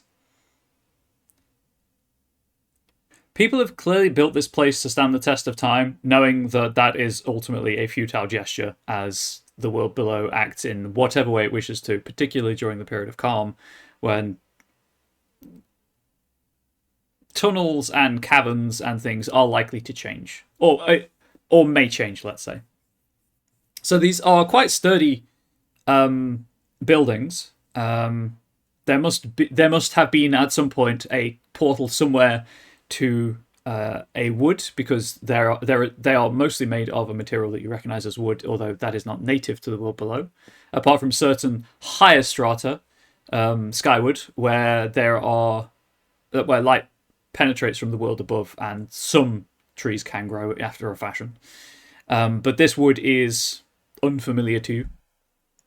Several of them are on fire, and the settlement itself is more of a less planned, more vibes-driven civil engineering project, let's say, where people appear to have just built wherever they wanted to build, and the paths between the buildings are it's just hard-packed sand and dune grass, because that's what happens when people walk that way often enough. The sounds of violence draw you towards the edge of the water itself, and you realize that some of the settlement is built on jetties of stone slabs on, from what you can tell, a mixture of stone and wooden pylons. Not wood, sorry. Stone and mineral pylons. Several of them appear to be or rich, or one you could swear is just a semi-precious or a precious stone of some kind that's been shaped to act as a building support. But you can see that there, at some point, was a meeting place, maybe, of some kind. There's a small wooden stage set up, clearly, somewhere to stand, somewhere that someone important would stand to address a crowd, and there are like benches of carved stone, tipped over as a mob or a riot break happens. It's hard to tell, because at first glance it looks like a riot, and people are just attacking the stone benches and the buildings kind of closest to you, which are on fire. And then you realize that it's two different factions struggling against each other and against the settlement itself. And kind of in the middle of the fray, close to the stage, is a Darv with a silver mohawk, and to be perfectly clear, it is both grey hair and also looks like he's got silver within it, like the metal itself within it. Who is swinging a broken pickaxe around, trying to keep people at bay. And as he notices you, he cries out, "The waters are cursed! Help me stop these pebbles from doing something stupid!" And kind of at the same time, you notice that there is an Anticia, so a snake person. Oh, sorry, for people unfamiliar, Darvs are dwarven equivalent, and then Anticia are snake people, the Asathi from Scotland's kind of vibes. And this is like a cobra Anticia with a hood, but part of the hood's been is scar tissue, like it's missing. It's just scarred around the edges. And they are carrying a staff with a huge crystal point on it, or at least part of a crystal point on it. And they kind of look around to see who this Darv is calling out to, and see you as well. "The water's sorry gift. He knows nothing." Well, clearly we are in an explosive situation, and what Whoa. this is more explosions. So I'd like So, to, yes, no, this is gonna help. I promise. I got this. I am going to throw another bomb, and use underhanded tactics again. Mm-hmm. And this one is gonna be a sleep bomb. Okay. This will only affect one person. Are you throwing it at the Darv, the Anticia, or a random person in the like the mob, so to speak? My intention is to try and throw it into like a fire to get the smoke to spread, or towards a fire. Okay. This is try to calm everyone down a little bit. Okay. Yeah, sure. The fire can't defend itself, so it's just difficulty 1 to aim the throw. So make that ranged attack against the fire, I guess. 4. Okay. That is essentially what you. It was just going to be a high difficulty roll that you Wait, would need, because this is not an intended effect. it's 2. I read the dice wrong. But still. Okay, so with a 2, you throw the the sleep bomb essentially into the fire, and it explodes.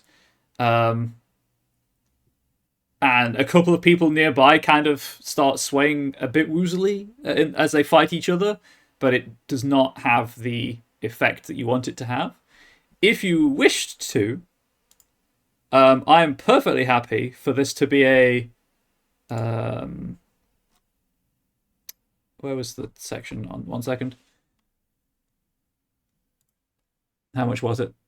Yes, I'm happy for you to spend 1 point of momentum to have like a. You're not going to put everyone to sleep, but I'm happy to say that you can add an element to the scene where everyone gets a bit drowsy for a few moments. I'm good with calming them down. Okay, I'm that's a way. Do you guys not trust your explosive expert when it comes to explosions? Um, What I'm doing. Tran will like look at you and she'll say, it's not a matter of distrust, it's a matter of personal views. And she is going to make her way towards the crowd, kind of ruffling through her pouch to grab a couple rose rose petals and a couple other floral arrangements. Okay, Because I have something for this. that's fine. First of all, 1, are you spending that point of momentum? Because obviously I Yeah. have to update the momentum pool. Second, can I get a Oh, what would this be? Combine any 2 of your resistance attributes, so resolve, composure, or stamina, and roll that dice pool for me, please. For all of us? Yes, Okay. because there's a massive cloud of sedative gas in the air right now. True, yeah. I only have. Yeah. Oh, good.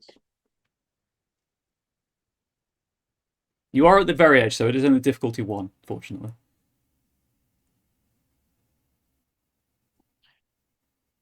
Three successes for me.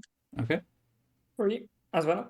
Okay. So you all feel woozy momentarily as you take a deep lungful of whatever sedative Nissa just released into the air.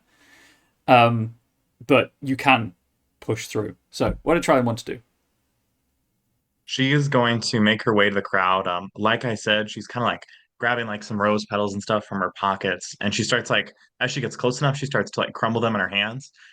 And she says, everybody needs to just calm down and we need to talk. And she wants to use her synthesis bliss. Okay. So once per session, your presence nullifies all negative mood-related area effects within our medium range band. This could be a blessing or a curse, depending on what is going on, and can cause moderate complication to future interactions with characters who are you're emotionally manipulating without their permission. Failure to buy off this complication decreases their attitude towards you. Okay. That's fine.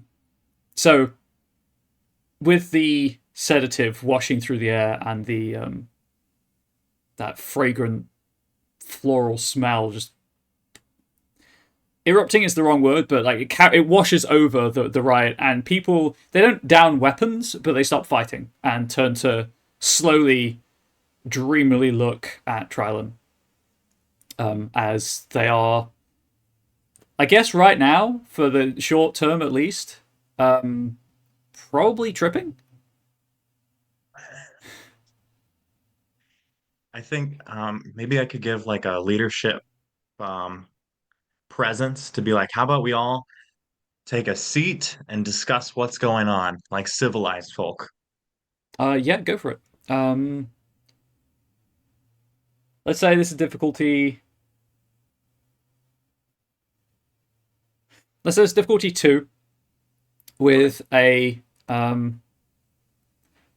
moderate complication, so that's a +2 complication that if you don't buy it off, you will only get kind of an audience with the two leaders rather than an entire group of people here. Okay. Is everyone all right with me spending like 2 momentum for enhancement? That's fine for me. Perfect. Okay, so that's +2 enhancement on the roll. What about my charm spores? Would that be another +1 enhancement? Does it affect crowds? Does it say? It says +1 enhancement when attempting to pacify a situation. Yeah, I would apply that then, for sure. And then, because it sounds like odds are against me, could I try? Would striking apply? My wow factor.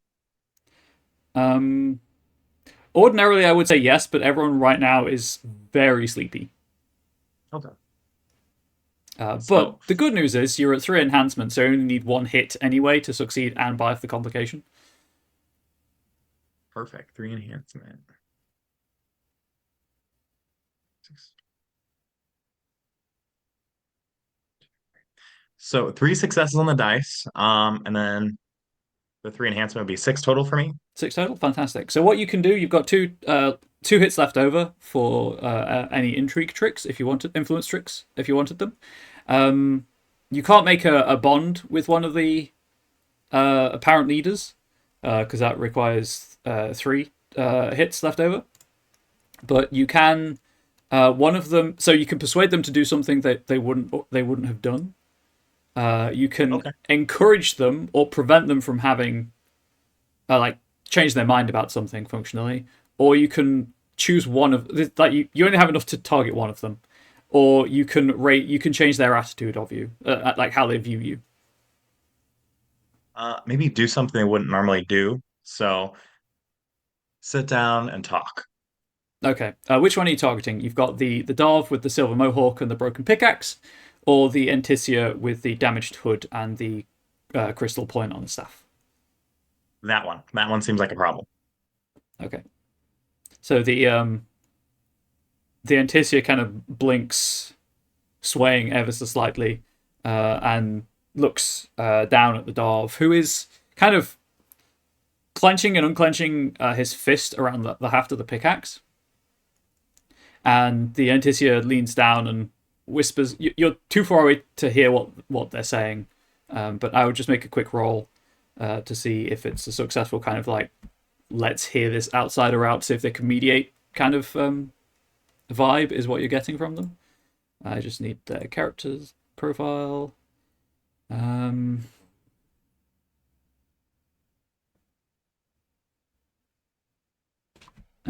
2, 3, 6.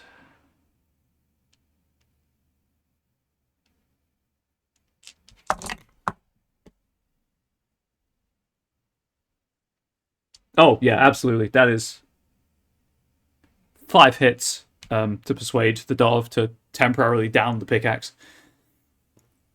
So the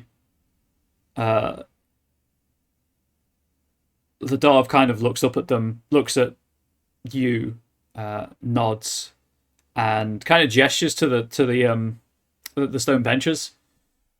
Sit down, folks.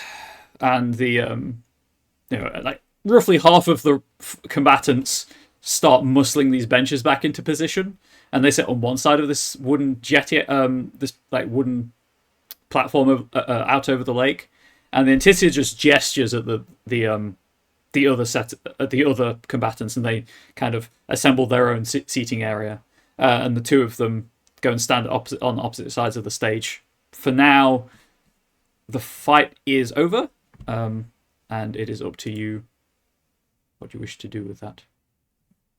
I'd like to interject Oh. real quick, because I have a bit that I've been storing up for a while.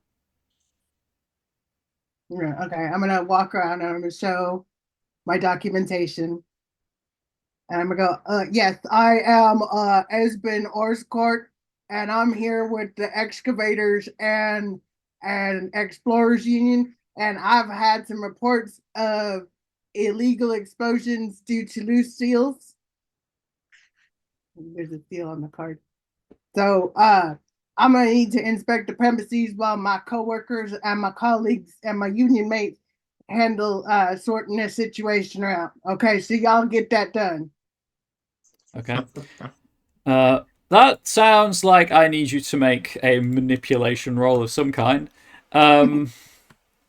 I could see the argument for leadership because you're trying to pull authority over them, or I guess persuasion as the standard kind of lie roll. Manipulation, and then I got persuasion.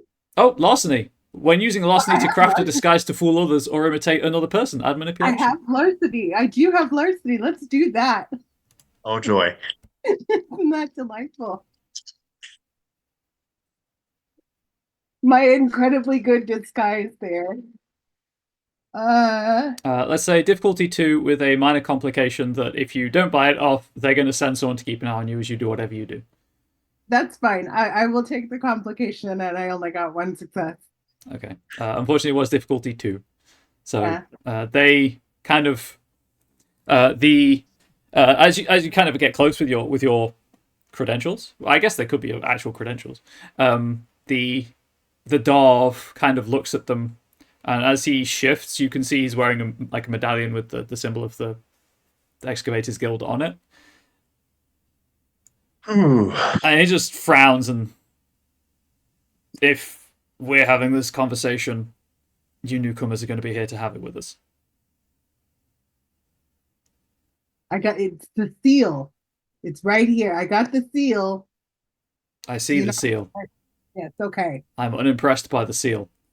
And then he kind of glances behind you and seems to realize quite how much of Water's Edge is on fire, and just gestures to like a handful of people nearby. Go put that out, and points at the nearest fire, essentially. I am a genuine explosives expert. I have my seal. I am with the Excavators and Explorers Collective. Do you want me to help them put it out or not? If you want to help, by all means, help them. All right.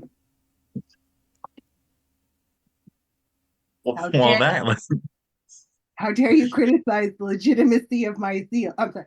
How dare you criticize the legitimacy of my seal?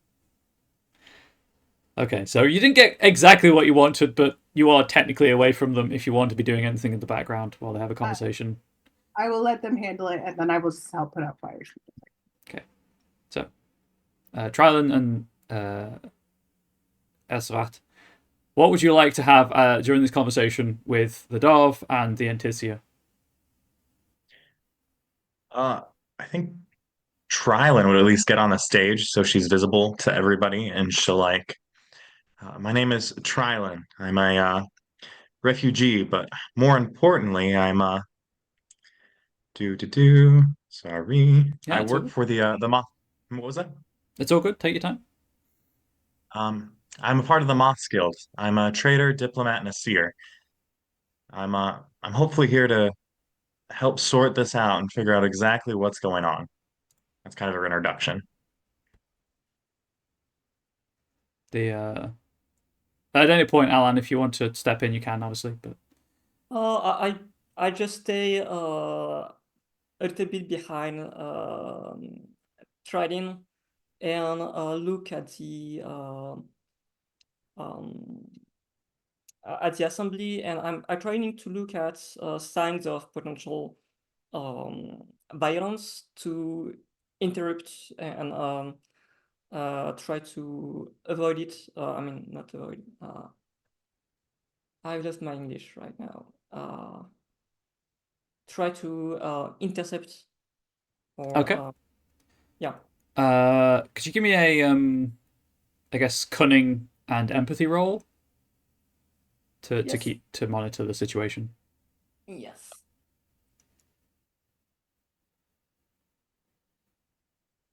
That's no successes and no ones. So. Okay, so one goes into the momentum pool, but you are currently unaware of the emotional state of the crowd. I'm not really good at this. Where's my? That's what I need open. Yes. So the Darv kind of cocks his head and looks up at Trilon. A moth figures. Beruk formerly the excavators. It kind of glares at the Anticia, who bows there because they're quite tall and kind of bow so they're less imposing with their height, I guess. Seral. There is a very conspicuous silence where they do not announce any faction they're aligned with. This gestures to the Darv. One wishes us to remain in pain. And the Baruch. Yes, well, I'd rather be in pain than lose who I am and forget who I was. It's clear this is an old argument. It's probably never escalated to the stage it currently is at, but the way that they're talking and their body language is like they're just treading old ground that they've never agreed on. I understand both viewpoints. It's a complex situation that we are all involved in, and I think by the constant infighting, we are creating more animosity. What if we could create something that would allow the people who wish to forget their space and their area to do that, and those who wish to remember stay in a separate area or work together? Because those that remember could help benefit society, and those who do not remember can act as a sense of joy and a sense of creativity for those around. That way, you have a striking balance, is the right word I would go for. They share a look, and it's one of those looks that's like, you know that they're both buying into what you're saying, but they don't trust each other enough to go along with it right now. If you wanted to roll to try and influence their attitude, by all means you can, but without rolling, they're receptive, but not confident it'll work. Well, in that case, I think it would be time for maybe a persuasion, presence, or manipulation. Whichever works for you. Can do either. I'm going to put this at difficulty 3. It's a very difficult roll, but I know you have a bunch of bonuses in terms of enhancement. So Yes. So would the spores work? My pacifying charm spores? yeah, because you're keeping them calm and not at each other's throats. Okay. Would a negotiator work? That seems exactly what you're doing right now. Perfect. I'm not lying to them. And then striking wouldn't work at the moment, would it? No, it's not really a looks kind of situation. You also know that you are the bliss synthesis is working in your favor right now, but it's going to wear off eventually, and you don't know when. Okay. How much can I steal one more momentum, everybody? Yep. Perfect. So 3 enhancement and then 7d10.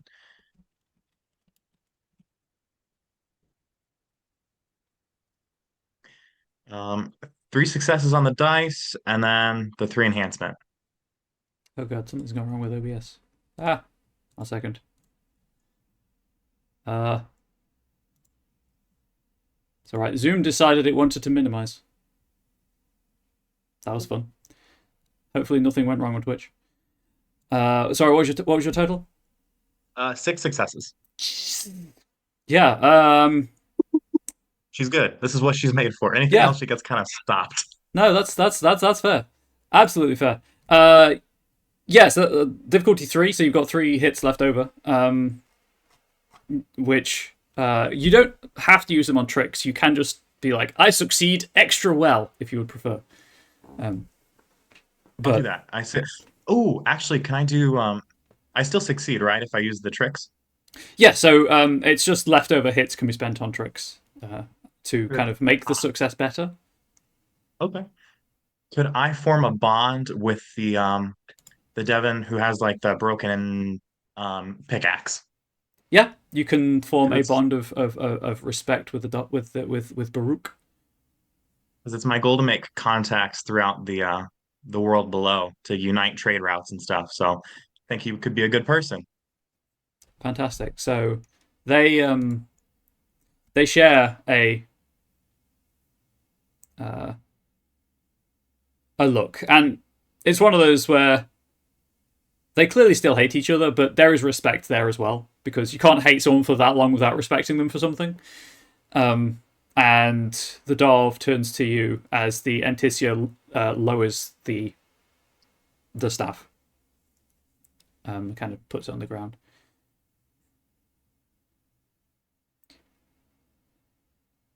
In front of everyone here, gestures to the crowd, who, for Elspat's perspective, they've been quite calm. They're probably still blissed out of their minds, being completely honest. They're sedative and euphoric bliss. The fire is being dealt with, but it'll take some time still for the handful of people and Nisa to put it out. In front of everyone here, on my oath, as member of the Excavators Guild and as Baruch, one-time leader of this community, looks at the Anticia. We will rebuild Water's Edge away from the water, and kind of points somewhere to the bank nearby. We will not restrict access to the water, and looks at the Anticia.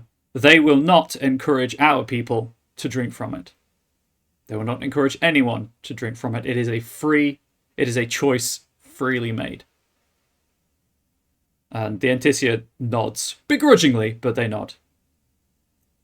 And then the Anticia kind of looks Trylan in the eye. However, we believe that we still need oversight.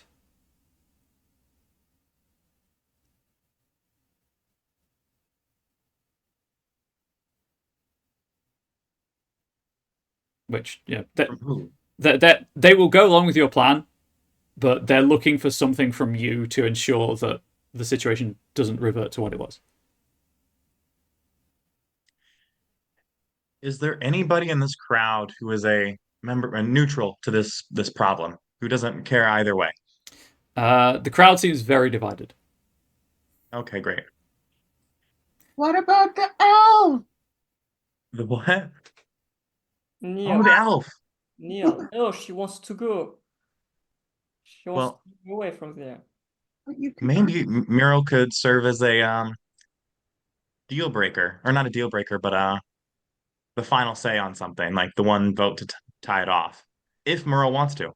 Mile didn't come in with you, being not a combatant or an adventurer in any way, shape, or form. She decided to stay out of the burning settlement. Fair point. But you know where she is, so you can have that conversation with her if you wish. What about Cav?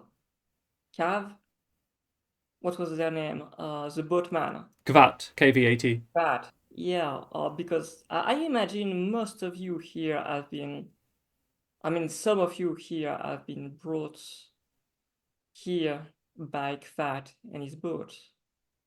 There are a couple of very stoned laughs in the crowd, and Baruch. I don't trust that hobgob as far as I could throw him. Fair point.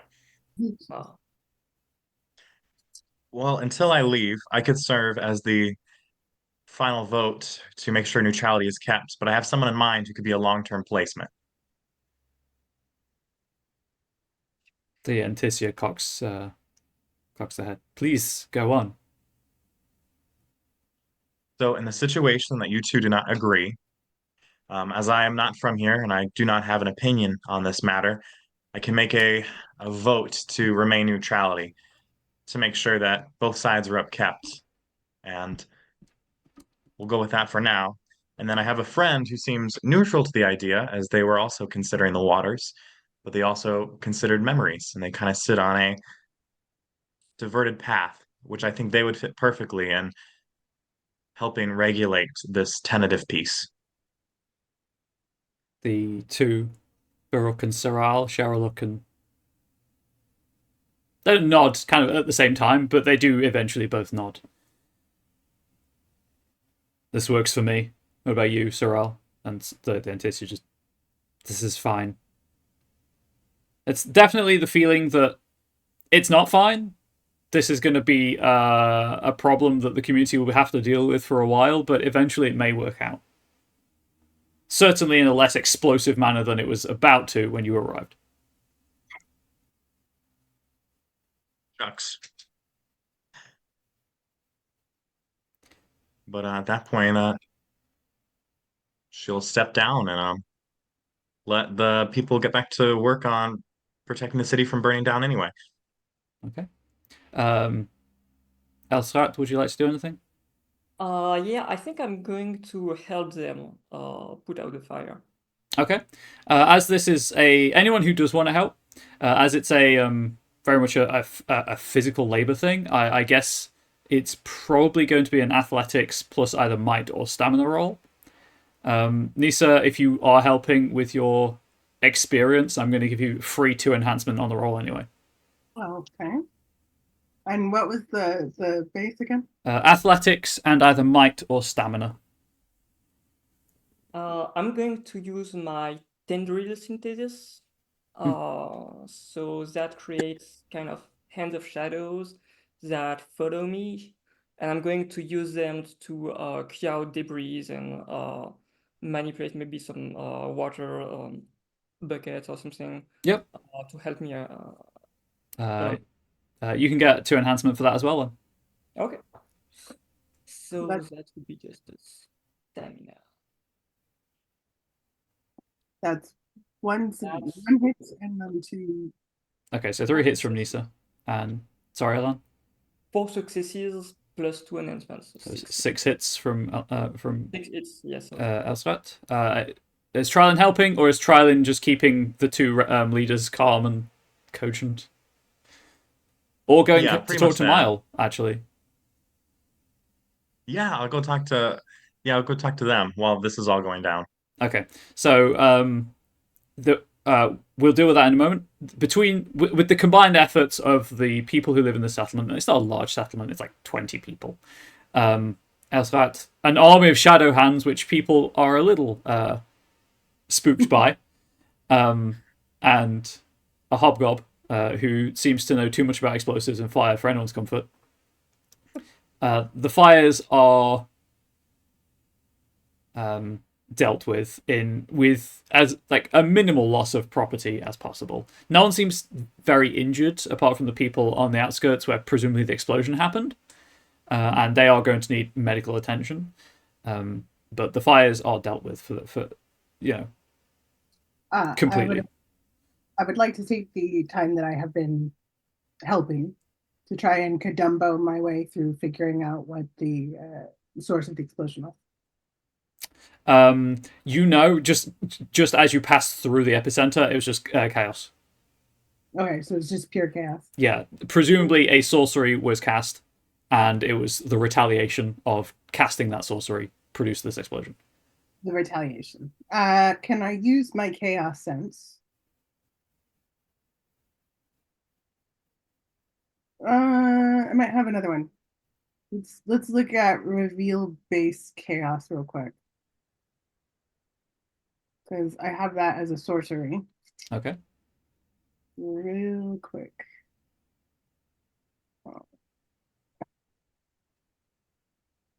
To see if I can figure out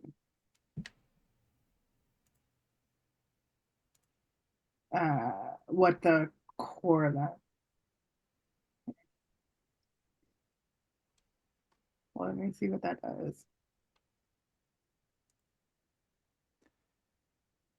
With this sorcery, the caster can recognize and identify the effects of active chaos powers out to minimum range. So it'll tell you if there are any kind of magical effects currently active around you.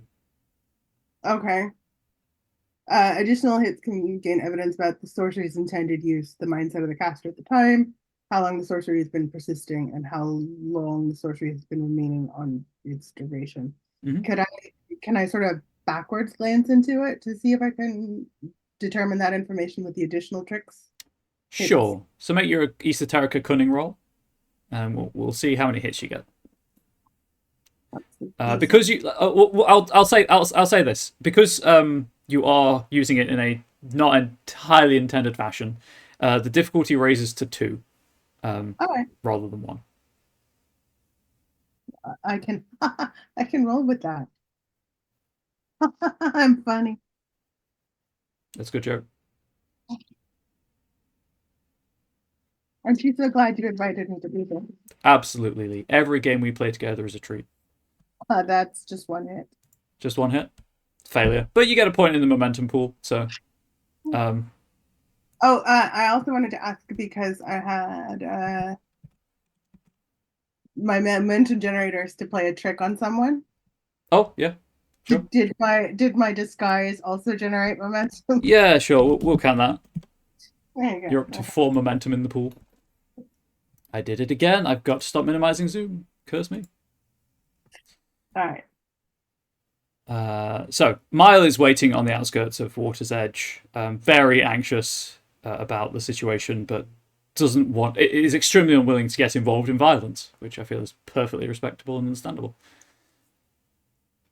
Kind of just sitting cross-legged on the sandy dune as Trilon approaches and stands up, kind of brushing the sand off as best she can from her extremely ragged trousers. You all right? Yes, is everything okay? And she's kind of looking over your shoulder, trying to see if you're being chased by someone. Don't worry, you're not in danger.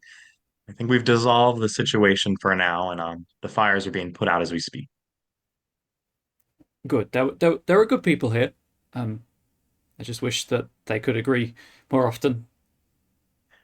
Well, I might have worked something out for you to be the helper, the grand helper on helping everyone agree. It would be an opportunity for a family and a home. She looks confused, but intrigued. So you know the two factions that rule this settlement, the ones who wish to remember and the ones who want to drink the water and forget, right? Yes. Well, I worked out a peace treaty, essentially. The people who wish to forget and use the waters are access or allowed free access to it, as long as they don't persuade other people to try and drink from it. And then those who do not want the waters will remain towards the settlement and will act as they were before, but without drinking the water and not being pushed into it. She But their final request was someone to kind of stay and oversee and make sure these decisions are made fairly. And I think you would be the perfect option. she she takes a few minutes to think about it, clearly at war with herself. If you would like to make a persuasion, manipulation, or presence roll to tip the balance, you may. Otherwise, I'm just going to roll 1d10 and see what result comes up. Do a persuasion manipulation. It's only difficulty 1. Okay, that's good. 2 successes. Fantastic. I can do that. At least for now, I can do that. And then maybe we'll figure out a way to that if I do ever leave, that the situation doesn't change, doesn't become this, and gestures at the now slightly less burning buildings. Try will say, thank you. You are the one who needs the biggest of thanks. And she will give her a hug as like a constellation. Yeah. Mile is surprised, but hugs back. Very obviously unsure. But there's warmth in it. It's more she's just unused to the gesture, let's say. You get the feeling that it has been quite some time since Miles' last positive interaction with another person. That's too bad. As she steps back and kind of brushes sand off of you from where it's transferred from her clothes. I think the way out is that way, and you can see at the very edge of the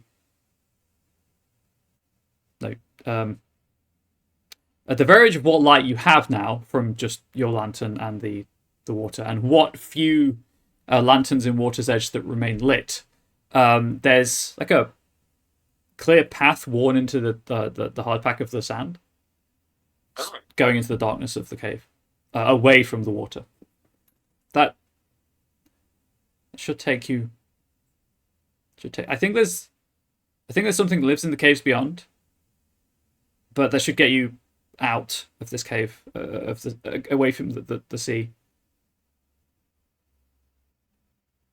Thank you for your information. Very helpful. We will be once we have everything settled here with the fires, we will either stay the night and then be on our way or something along those lines, if it's all right with you. Yeah, yes, of course. Amazing. Out again. My momentum generator is make the leader of another community or settlement a contact. Would we have satisfied that? Absolutely. So it's an additional momentum for the pool.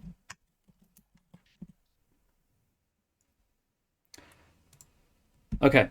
You deal with the fires well enough. It's up to you if you stay the night or rest. Actually, to be fair, I believe that Elsrat is currently injured. So, do you rest overnight in Water's Edge?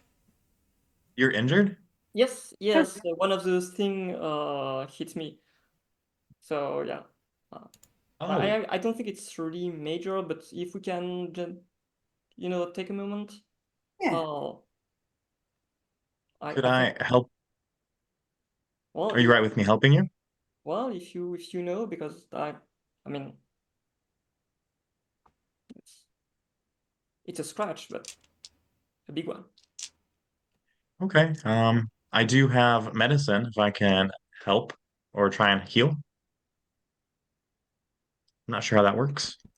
So it's medicine. So like I think it's once per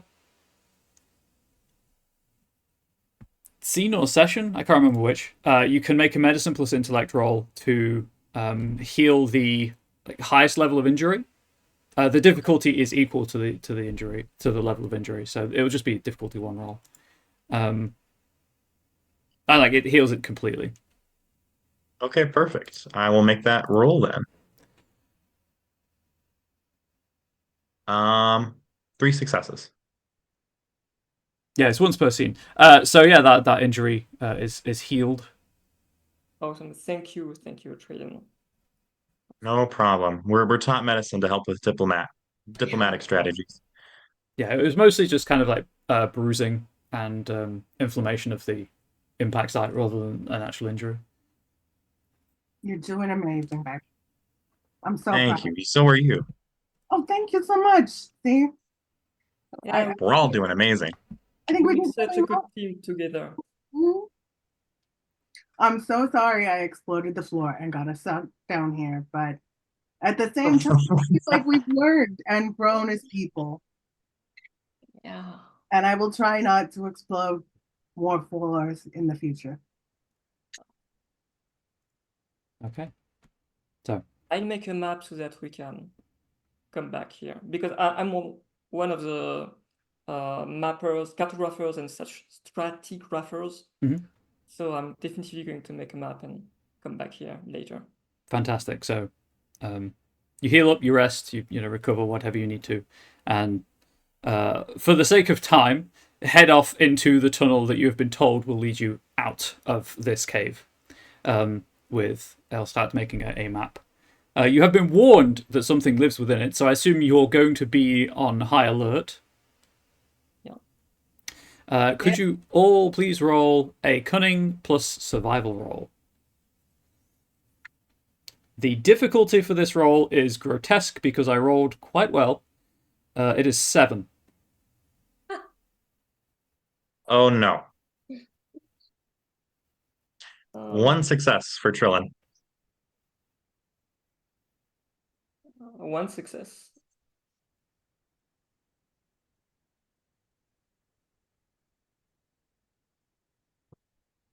None. Okay. Oh, So it's going to target Nisa. An arachnida, the size of a small cavern in and of itself, pounces on you as you're about half an hour away from the safety of the Dreaming Seas cavern. What is its attack pool? Where did my character sheet go? There it is. I was very distracted trying to draw this helpful map. I'm going to have to mute because my microphone is quite sensitive and it picks up my dice rolls. Don't think I can negotiate with the giant arachnid. Do that and we will run. I'm not running.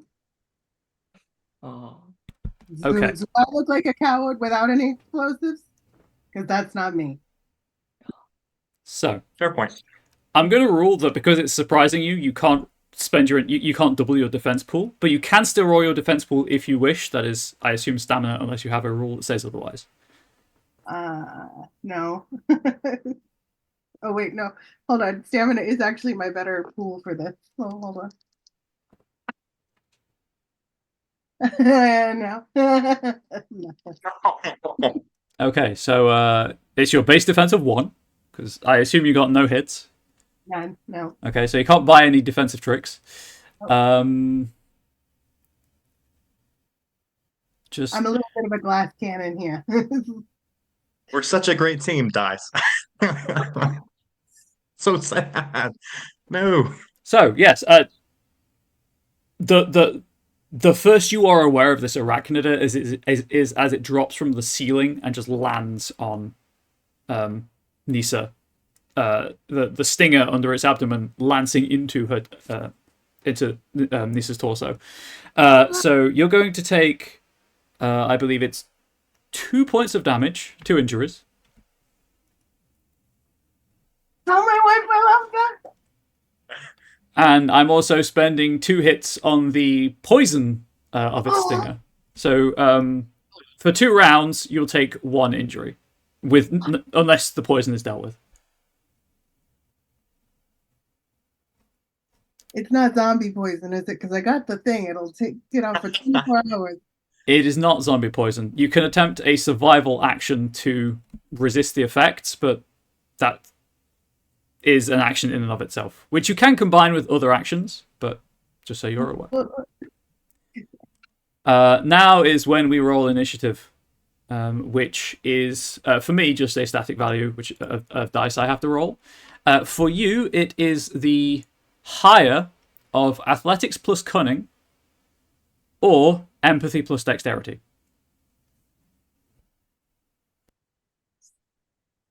Okay. Yeah. 6.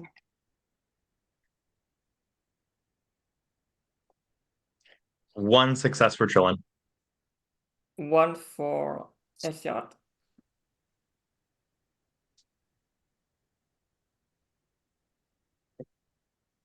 So I only rolled 2. So the initiative goes to Nisa. Beneath the arachnida, pinned by its bulk and stinger in Nisa's abdomen, the initiative is Nisa's. What would you like to do? You've got obviously your attacks. You can try to move away. What are you feeling apart from poisoned? I'm debating if I want to die a hero's death and take out the spider with me, or if I want to try to resist and survive to see my wife one more time. I'm right here. No. No, we're divorced. We're married now. That's how it works. I gotta tell her I love her one more time. No, we gotta go with the explosion. I have to stay true to who I am. I am a cheerful scam artist who loves explosions, and I'm gonna die the way I lived. So I'm gonna explode my biggest exploding thing on myself. I don't remember. But as you start to make that move, is there a way you could set a timer for your explosion, like 1 round, to give me a shot to help you out? Sure. So yeah, Trillin will yell, make sure the fuse is just long enough so I can do my thing. I don't want you to die. All right, I'll set it for 3 rounds, just to give everyone to get out. Okay, so that's what I'm doing. I'm setting up the bomb. Someone set us up the bomb, huh? Someone had set us up the bomb. Is that the boom thesis? Yeah, that's the boom thesis. Okay. I'll just.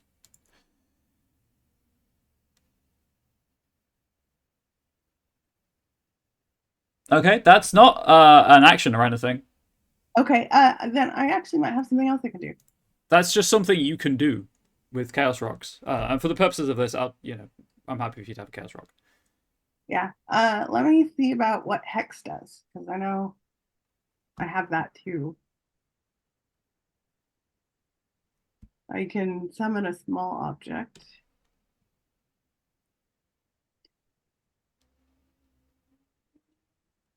It's in a different one. Hold on. We gotta jump around in between different sections of the book. Sorry. That's all good. Hex does something. I have this. Is it a sorcery? No, it is a synthesis. My presence brings foul luck to those around me. I have learned to harness that ability to curse those standing in my way. Once per session, if I'm in a post challenge, I can force my opponent to re-roll their dice pool to take the lowest diff. Okay. So that would, like, if they attack you again. Mm-hmm. Or,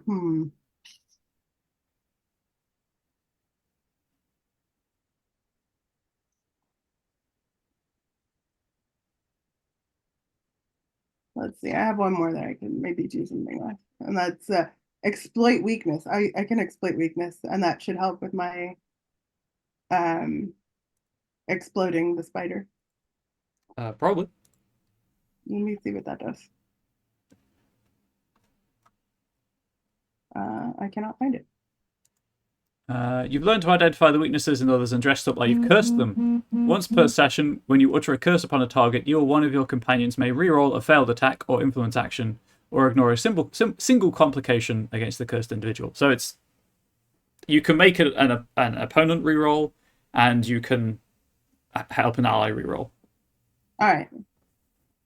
So I'll set that up so that it does that.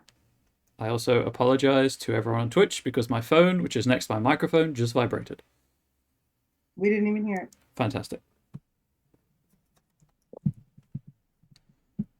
So yeah. Okay. I'm gonna make the spider do bad and my wife do good. Fantastic. What would you like to do with your turn? You can just throw a rock at the spider, or a weapon if you have one on you.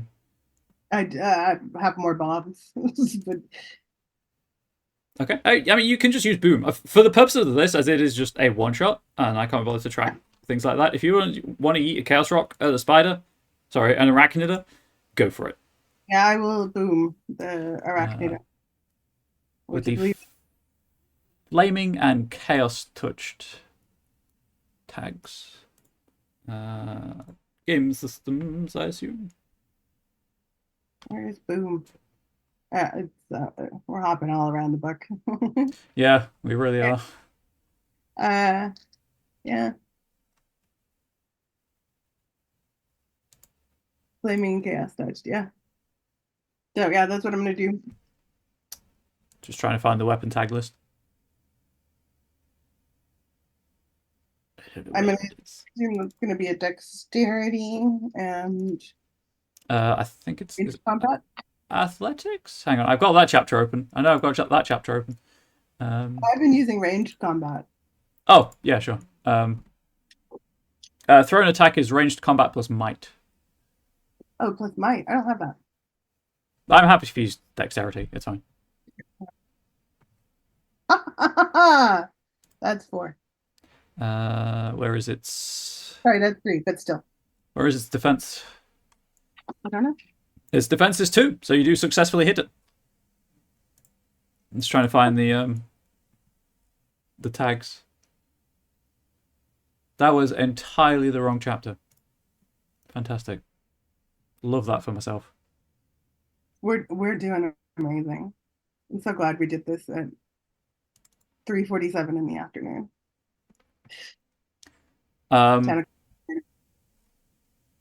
For now, just to keep things flowing and because we are running low on time, I'm not going to pay that much attention to the tags. The spider is now on fire. It takes 1 damage from the boom.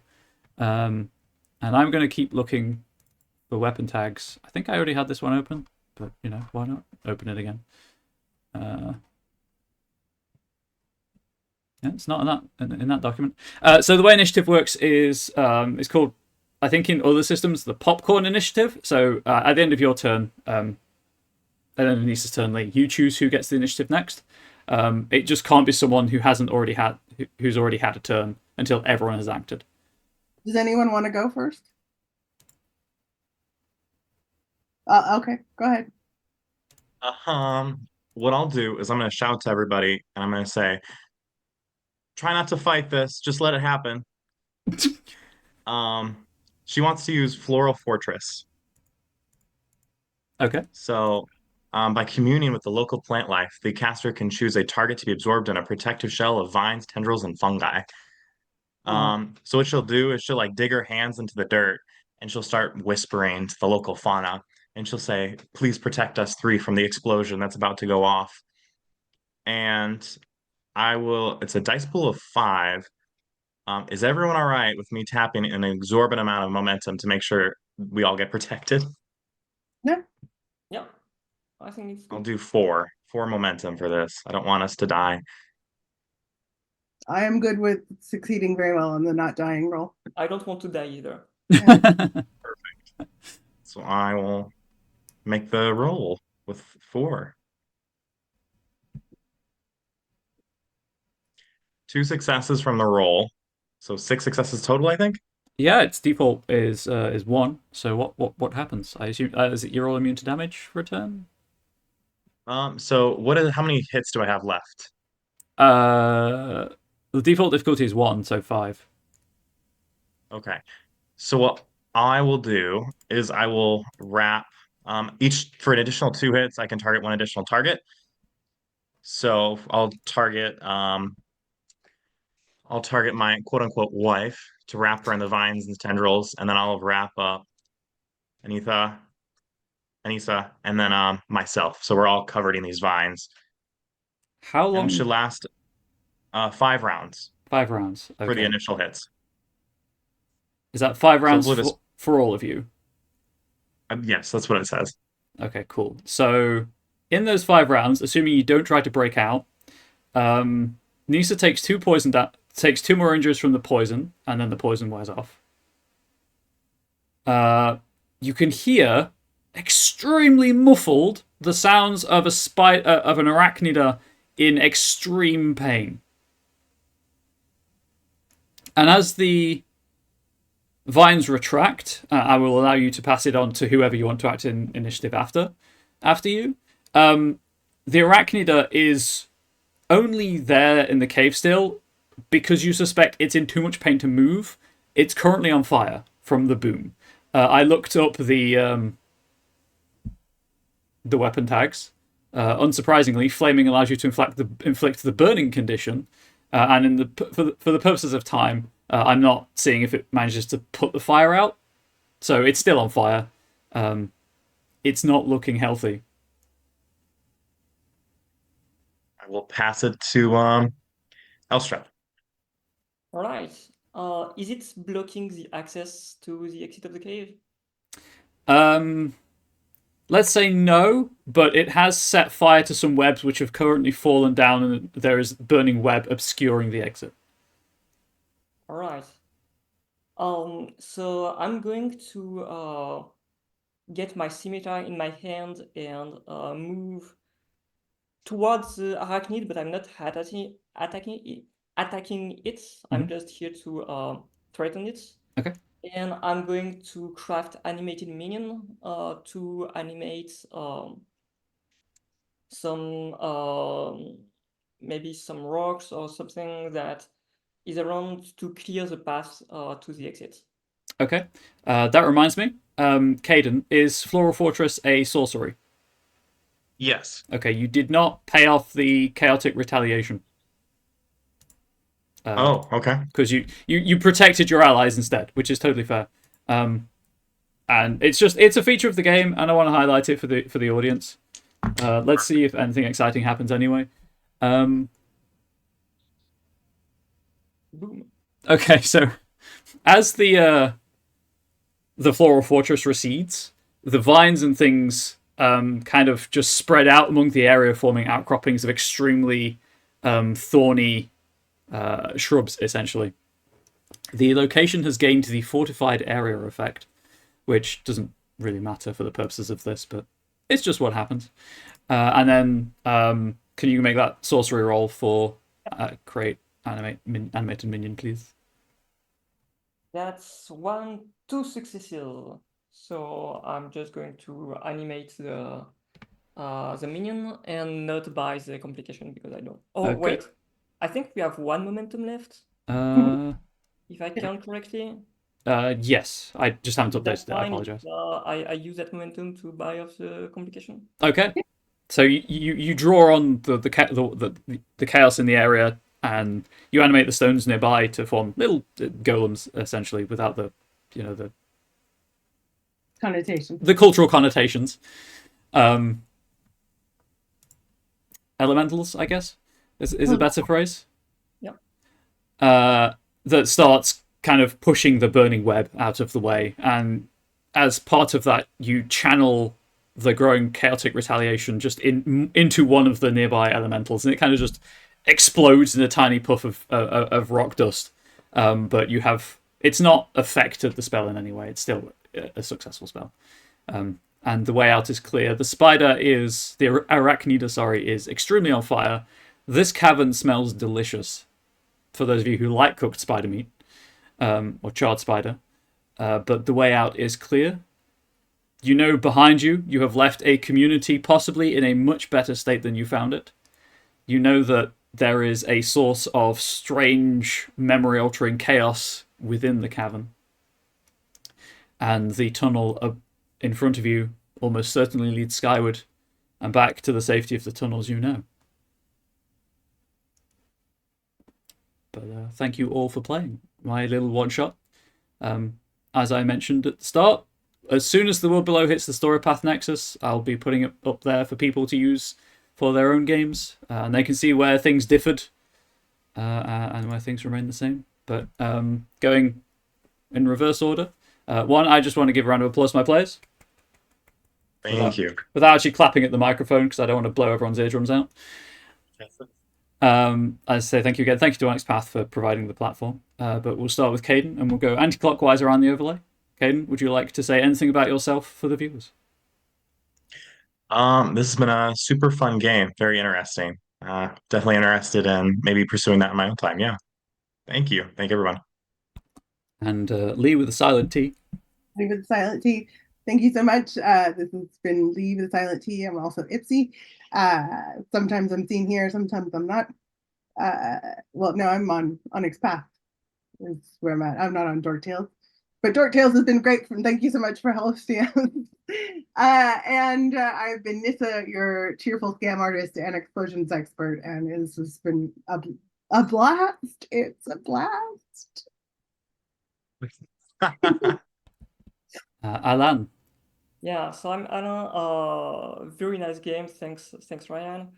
You can find me on the Onyx Pass Discord channels and a lot of my stuff on the Drive-Thru RPG community content programs. And I'm definitely going to write some stuff for the world below when it's available.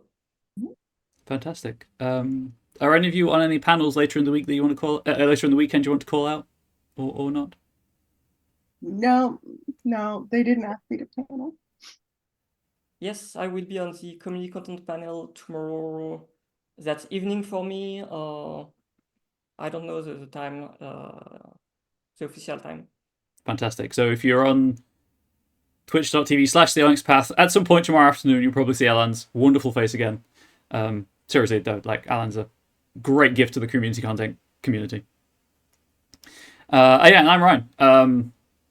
I run a show here. I run a show at twitch.tv/Onyx Path about writing community content and things of that nature. So if you have ever been interested in writing material to support your own Onyx Path published games, and maybe making some slight money along the way, please do check it out behind the screen whenever I have the time, spoons, or inspiration to do it. For those who are curious about what is continuing with the convention, the next actual play on this channel is at 12:30 p.m. Eastern. It will be a Branch Riders game. You'll see my face once more. I'm a player for that game. I'm not running it. But the Kickstarter is currently live, so if you are tempted by the Kickstarter and want to see the game in action, please do come back for that again at 12:30 p.m. Eastern, which is in like 2.5 hours, I think. Other actual plays live at the minute on Twitch. These are all twitch.tv/ obviously. Plastic Age plays. There's a Realms of Pugmire actual play. Rolling Nomads has the Encore of the Curseborn actual play. Simulacra Studios has the Trinity Continuum Ether actual play. It's going live in like 2 minutes time, I believe.